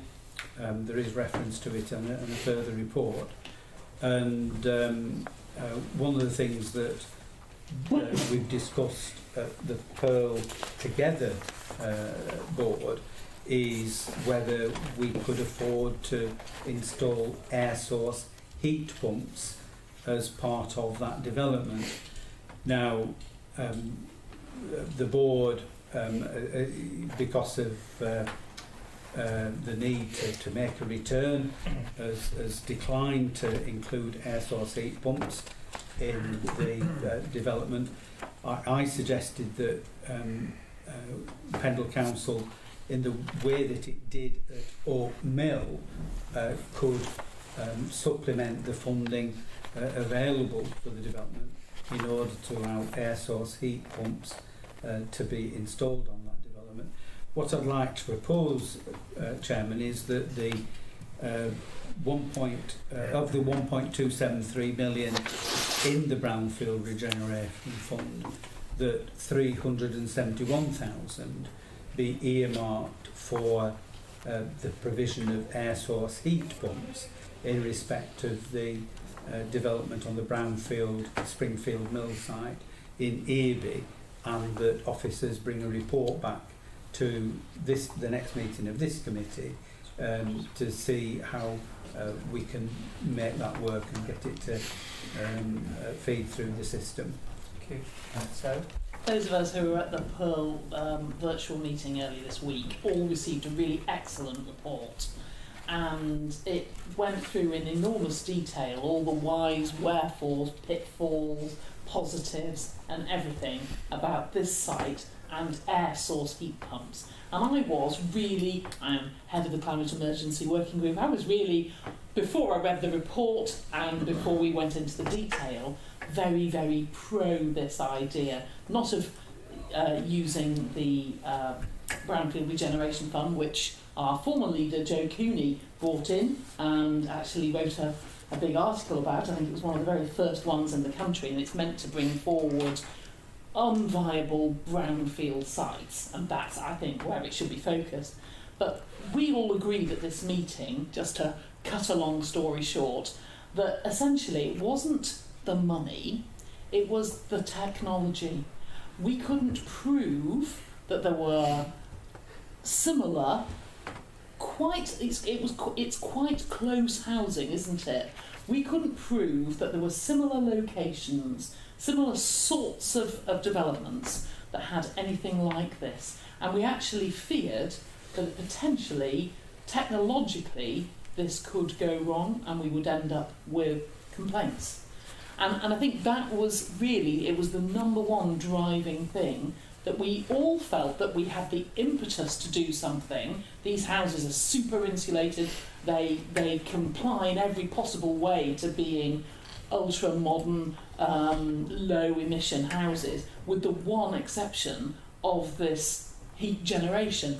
And we were hoping to do something about it, but we have to rely on the experts who presented this report to us, and I suspect that we're probably a year too early, and in a year's time these things will settle out and become clear, because so many people are working on the best technological solutions across loads of different housing types.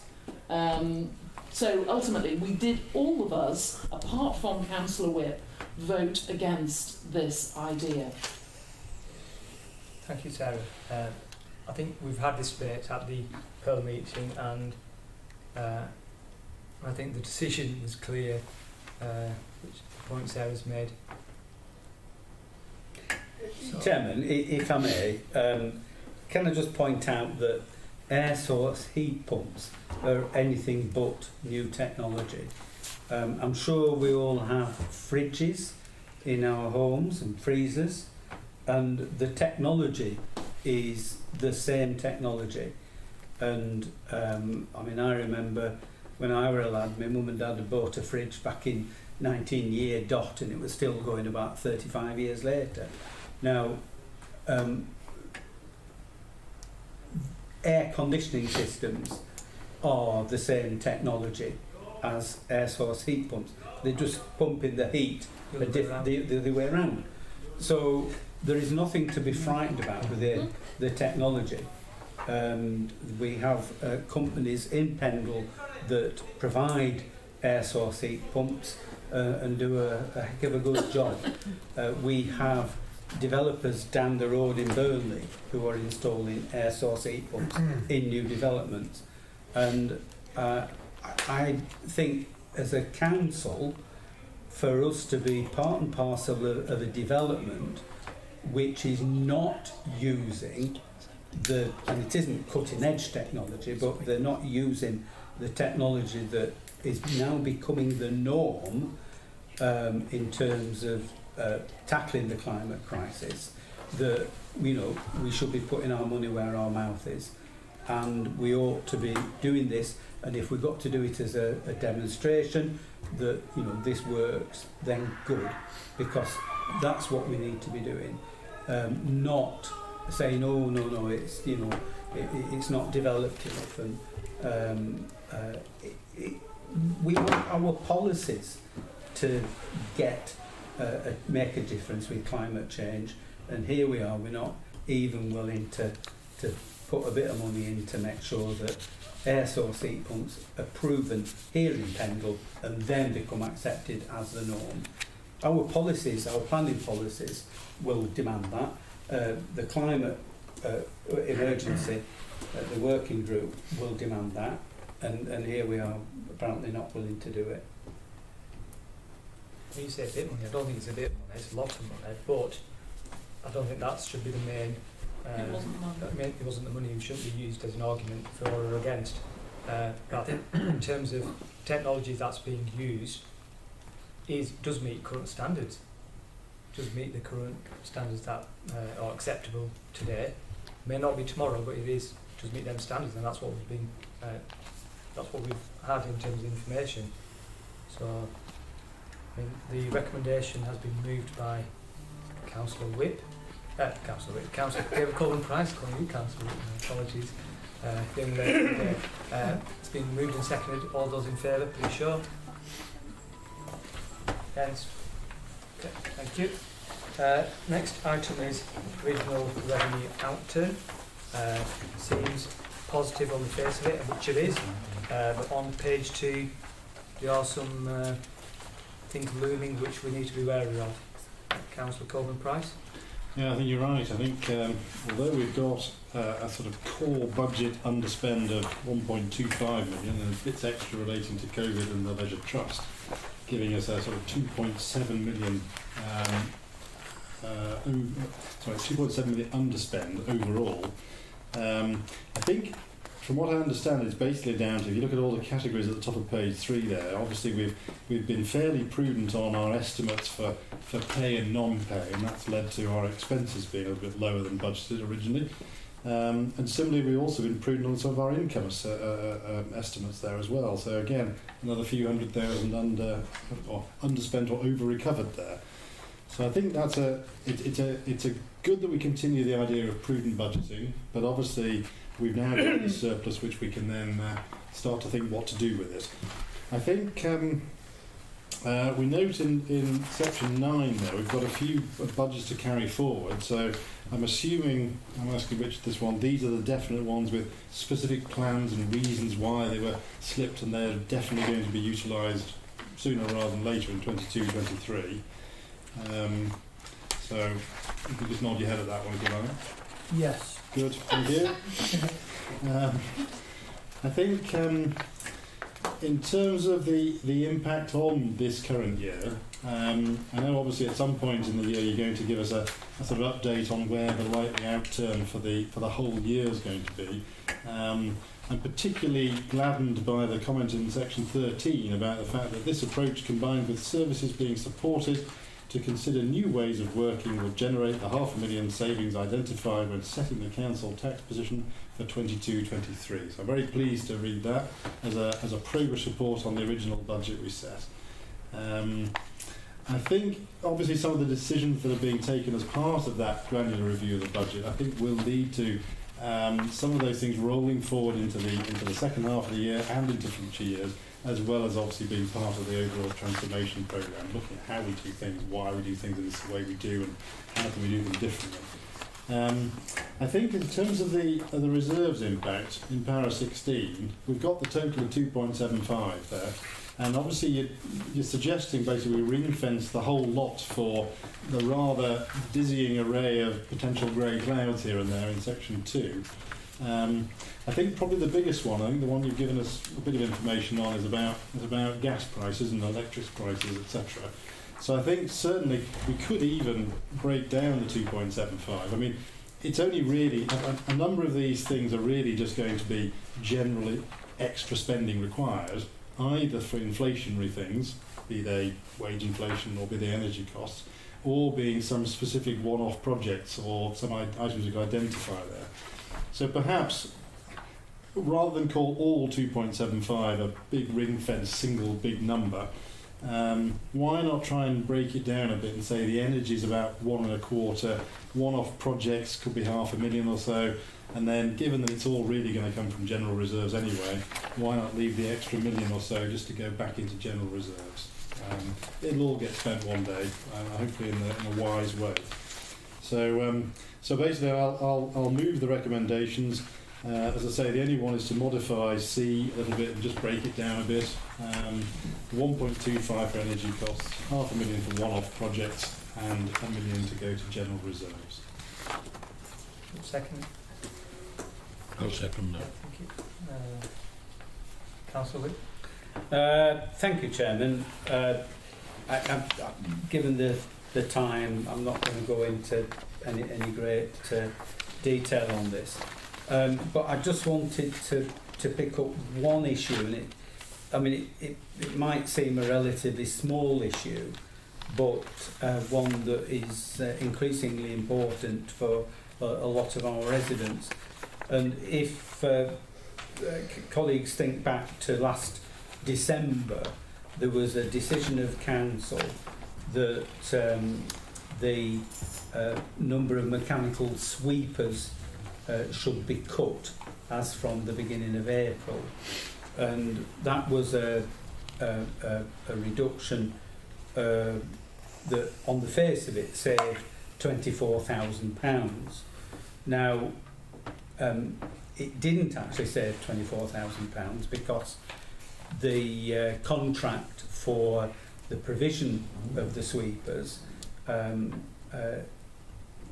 is for the sweepers to be providing work for another 5 years, and there's a penalty of some £20,000 in reducing the number of sweepers. So the saving in this financial year would be £4,000, taking into account the 20k penalty. Now, I don't know what other colleagues have found, but since the cut in the frequency of sweeping, I've had quite a large number of residents, people in Kelbrook, people in other villages who are saying, well, why isn't the sweeper coming around anymore? We haven't seen the sweeper since before spring. And I'm saying, well, the number of sweepers was cut. There's been a reduction in the level of service, and unfortunately, as a consequence, they're not coming around. And they're saying, well, they're not coming around at all because, and I've chatted to the people involved with the service, and what's happening is that they never ever get into some areas because the sweepers just do not have time to get around the rounds that they've been given. And some areas, which tend to be the more urban areas, are getting a priority service, which means that some of the leafier areas are losing out because they've never seen the sweepers. So, given the underspend that is being reported here, I'd like to propose, Chairman, that we reinstate the number of mechanical sweepers and add that £24,000 back into the budget in order that we can get the sweeping rounds back into the routine that they were previously, where everyone saw a mechanical sweeper at some point and areas were not left completely unswept. I don't want to labour the point, but the areas that are getting left are, in most cases, the areas paying most in council tax and the areas with greatest civic pride. So I do think that this is a small change that could make a big difference, especially in the attitude of people living in those areas. So I move. Can I just ask a quick question, Councillor? Are you saying the sweeper in them areas hasn't been at all? Is that what you said? I can report a resident in Kelbrook who I spoke to earlier this week said, we have not seen the sweeper since before spring. So effectively when the changes came around in April, and I'm aware from talking to people who were trying to deliver the service that they're just saying, well, we can't get around everywhere. Just to obviously talk about the sweepers in Blackfield, and just let you know, they used to come once a week. We don't sometimes see them for 2 weeks. So it's not just Calwood, it's happening obviously in Blackfield and other towns as well. So I've asked the question, but I've obviously not got any responses back. So this is actually a big issue, wide issue. And it's relatively inexpensive to solve It's it. very small, so small money. That's Chad. I'm just going to second. Okay. Can I just say that the logic for cutting it previously was the fact that David Walker, the services manager, wrote a report which said, this is how I can use our resources to their best advantage. As David points out, there are people with a degree of civic pride, there are people with leafy roads, and there are people with urban areas, and they're all sort of slightly different portfolios. And I'm assuming, and I know this to be because I asked him as well, David Walker actually put his proposal together based on that, based on what they see. I mean, we have a rural area in our ward, and they have seen the street sweeper. Last week they were praising them in Trawden. So, whether a Kelbrook one is constantly at their window looking for it to go by, or whether it's slipped by and them not noticing, I think it's one of those ones. If there's particular issues, feed them back to David Walker, and he can modify the appropriate routes. I think I was going to just say, because in terms of it shouldn't be the case that the sweeper hasn't been since spring. If that is correct. If that's a fact, if yeah, that's absolutely. fact, yes, that shouldn't be happening. So I think I'll speak I to mean, you. in terms of the numbers, yes, there would have been a penalty charge of 20 and therefore a saving of only 4, but next year there's a 24 saving and 24 saving and 24 saving. So you suddenly end up with many tens of thousands of saving overall, provided the service is not impaired. We've all got to sort of muck in a bit, you know. I think this discussion, I'll speak to Mr Walker and find out what the issue is, because you're saying the same thing in terms of Bridefield. It's a bit strange. There might be some issues in terms of shortages. I don't know. Yeah, I do know that some of the street sweeping drivers have to work on other vehicles because of the general shortage of drivers. So that may have impacted. So it's not the service that was intended at the moment? No. There we go. Temporary disruption. Well, I move that we reinstate the 24,000. It's been moved and it's been seconded, so we'll take the amendment first. All those in favour? Sure. Okay. All those against? Okay. So we'll go back to the main resolution, which is moved by Councillor David Corbin Price. All those in favour, please show. Against? Okay. Thank you. So that's carried. Next we have Item 9, yes. Item 9 is the strategic monitoring report. This is a report for the period of 1st of April 2021 to 31st of March 2022. And the monitoring report is around the 5 main strategic objectives of the Council, which are set out in the report, and there are some really positive headlines. For example, under strong services, Objective 1, it refers to the 6.5 million funding for Corn Heritage Quarter and Corn Moss bus station development. We've got the mentions, the funding, large amount of funding during COVID, which has just been distributed to businesses. £35 million in grants have been paid out to over 2,000 local businesses during the lockdown, so I think that's a huge amount of money. But obviously much needed money, and we need more money to continue supporting our local businesses. Objective 2 in terms of strong economy,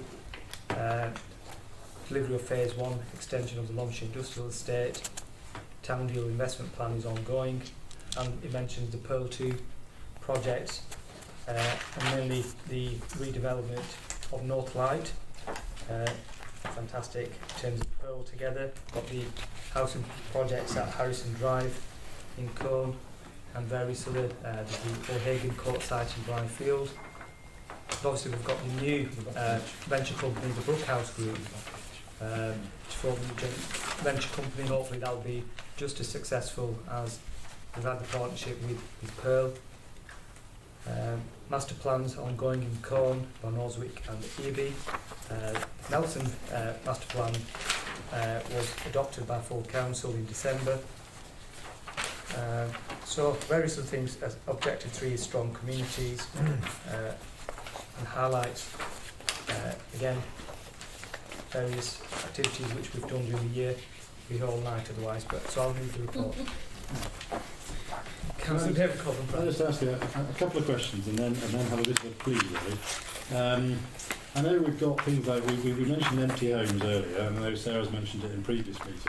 We've obviously got a target there of 200 and we've achieved 9 because we don't have a housing officer. The question is, are there actually 200 empty homes in the borough which we should be targeting? Are we setting ourselves a target that's actually realistic? You know, if there are 200 empty homes, no. Go on. Yeah, I can't remember the exact numbers, but in terms of percentage, we are now at less than 3% of empty properties, so we're actually better than the North West average. So in terms of those numbers, I think that probably shouldn't have been put in because of the empty homes officer having left and wasn't replaced, and unfortunately there wasn't other resources put in to do that. We should change that to a percentage then, rather than an absolute number. Yeah. You know, if we're doing that well, in a way. Yeah. I think to be honest, the main focus is now on empty homes around the long-term empties that are causing problems and the CPO project. So it is something we've been discussing about changing the way we record that and look at sort of the number of CPOs, and like I say, maybe the percentage is the one to look at. Yeah. Okay. I mean, I'd like it down to none left at all, obviously. That would be the good way to do it. It's good for our housing targets as well, and we exploited that in the early years of the housing targets. Same is true of things like on page 40, we've got a number of cases where homelessness has been prevented. Again, are we just picking a number there? You know, in which case, in a way, I'm quite happy to fail to meet that. That means we didn't have so much of a problem with this. So again, I suppose we could think sometimes about how we phrase some of the targets. But I think the only other, my plea is Appendix A2. Isn't that the most depressingly red page? I mean, that is ridiculous. The fact that an A for red means it is almost certain to happen, that we will have another national crisis affecting delivery of council services, almost certain that we will have a major disaster affecting delivery of council services. I think that's talking about the Tory government.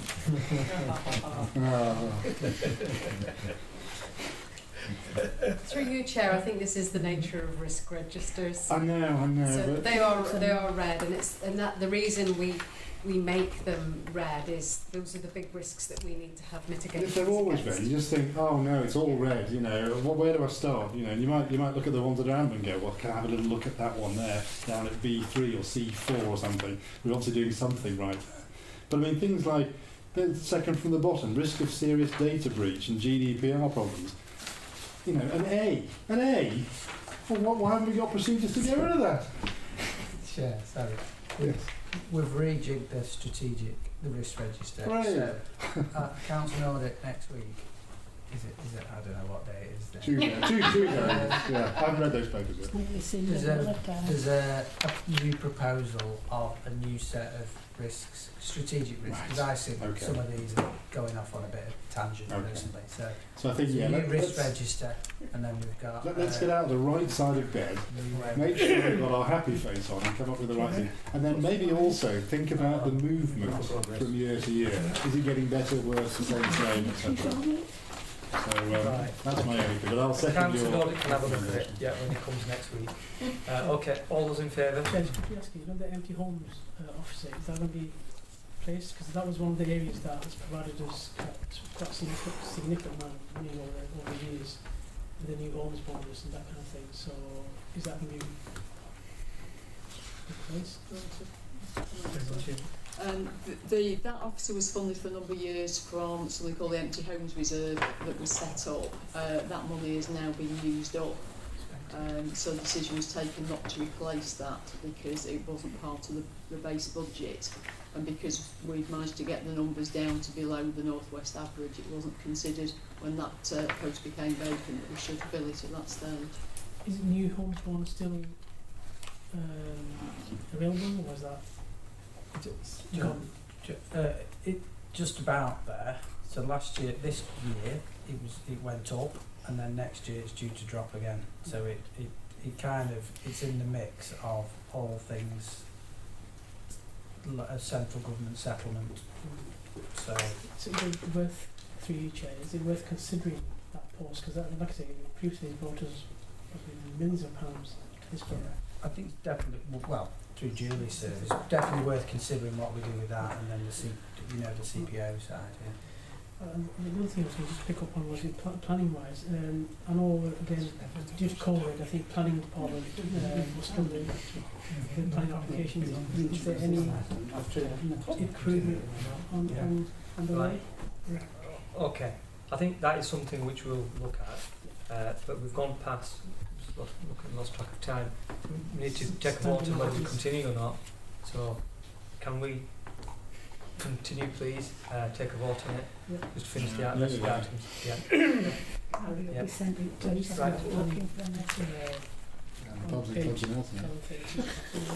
That's Chad's got a further question. I've got one place here, isn't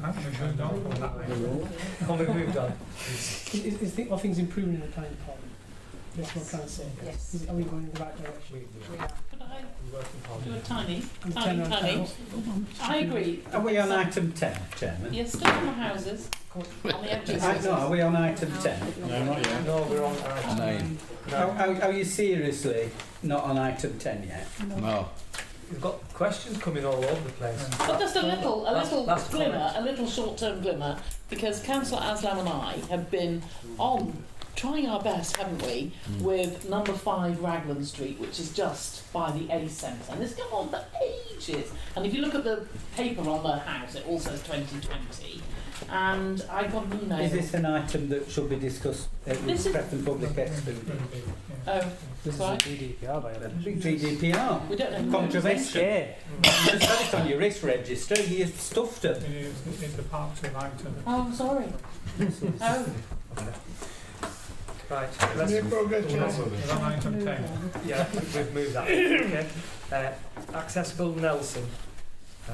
So this was discussed at the Nelson Town Board, and the recommendations are set out in the report. I'll move the report. Second. Yeah. Thank you. We were just going to nod this through. 3.463 million pounds. Oh, we can discuss it. No. I'm just making the point. I'd like to ask a question.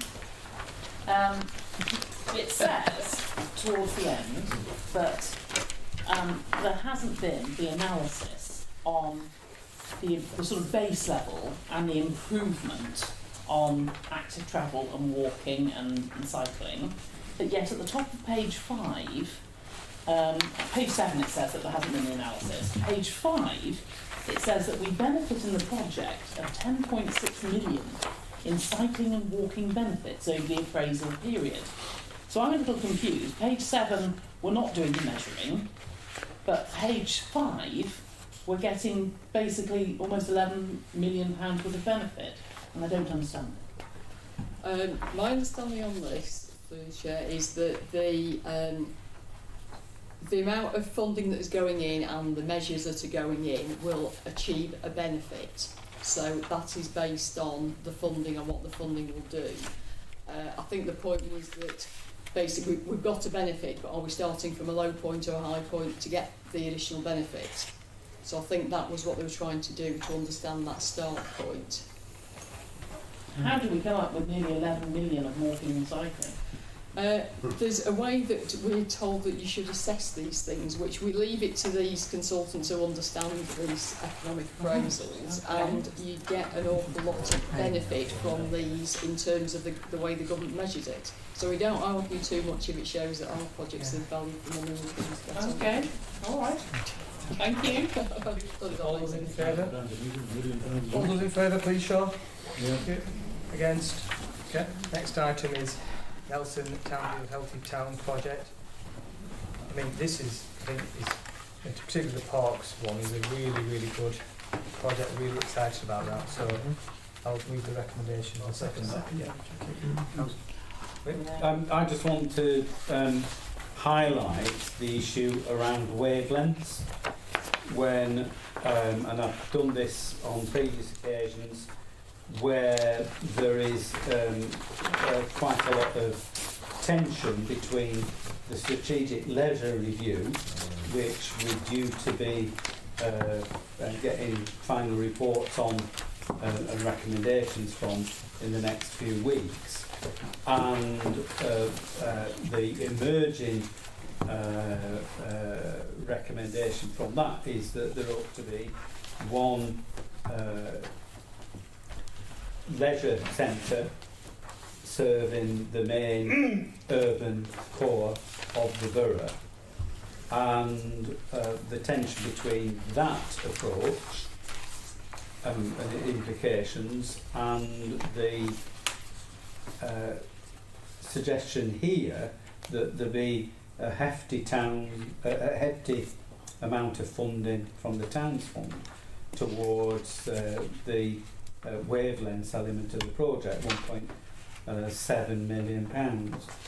So, and this was highlighted at the Townville board the other day, but it's how the two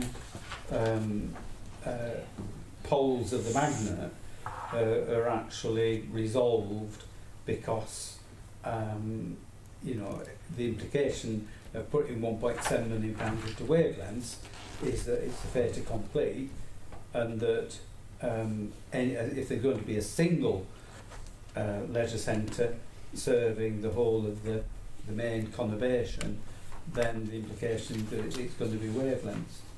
So how is that resolved? Any other speakers? We'll come on to that point. Yeah. Councillor Colin Price. I was just going to say, I'm sure it's been covered before, but I'm sure it's covered part of the planning of it. But on page 7, we've got a whole series of things going on in various places, improvements to a whole range of parks and things. I know when our child went to school, for example, that the school built a mountain bike track.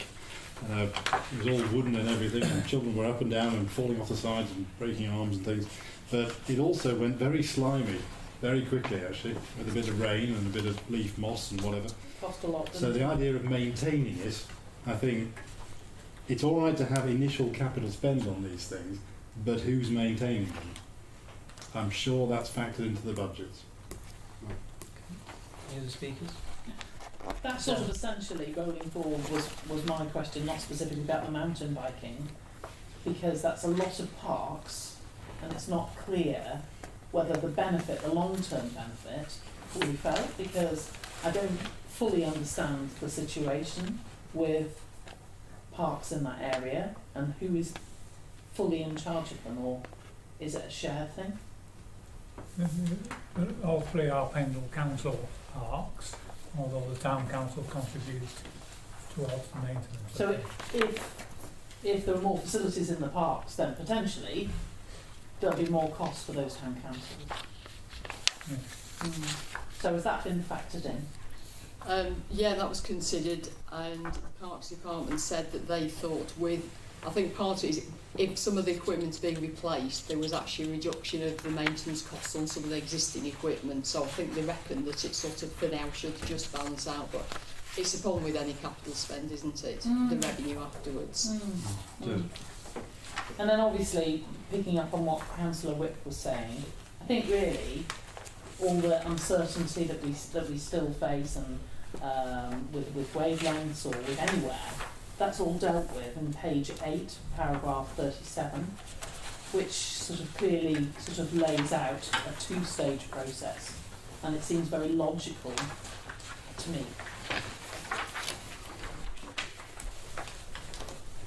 Yeah, so in going back to the parks projects first of all, I think that is a really important part of the project in terms of the health inequalities we have in Pendle, and it's about our strategic objectives in terms of the health and well-being of our residents, getting our residents more active and participating in activities and exercising. So that is really good. In terms of the wavelengths issue, my memory's defeating me here, but my understanding was, in terms of what Sarah just made, it is there. My understanding was that the decision taken by the Nelson Town Board was that we proceed with the process, and then the results and the outcome are fed back to the Town Board. Is that right, Julie? Is that what we... Have I missed something? Yeah, I mean, the difficulty is that with all this external funding, the pressures that we're under to get through with the spend and the business cases, so this is a way of keeping the government happy that we're making progress.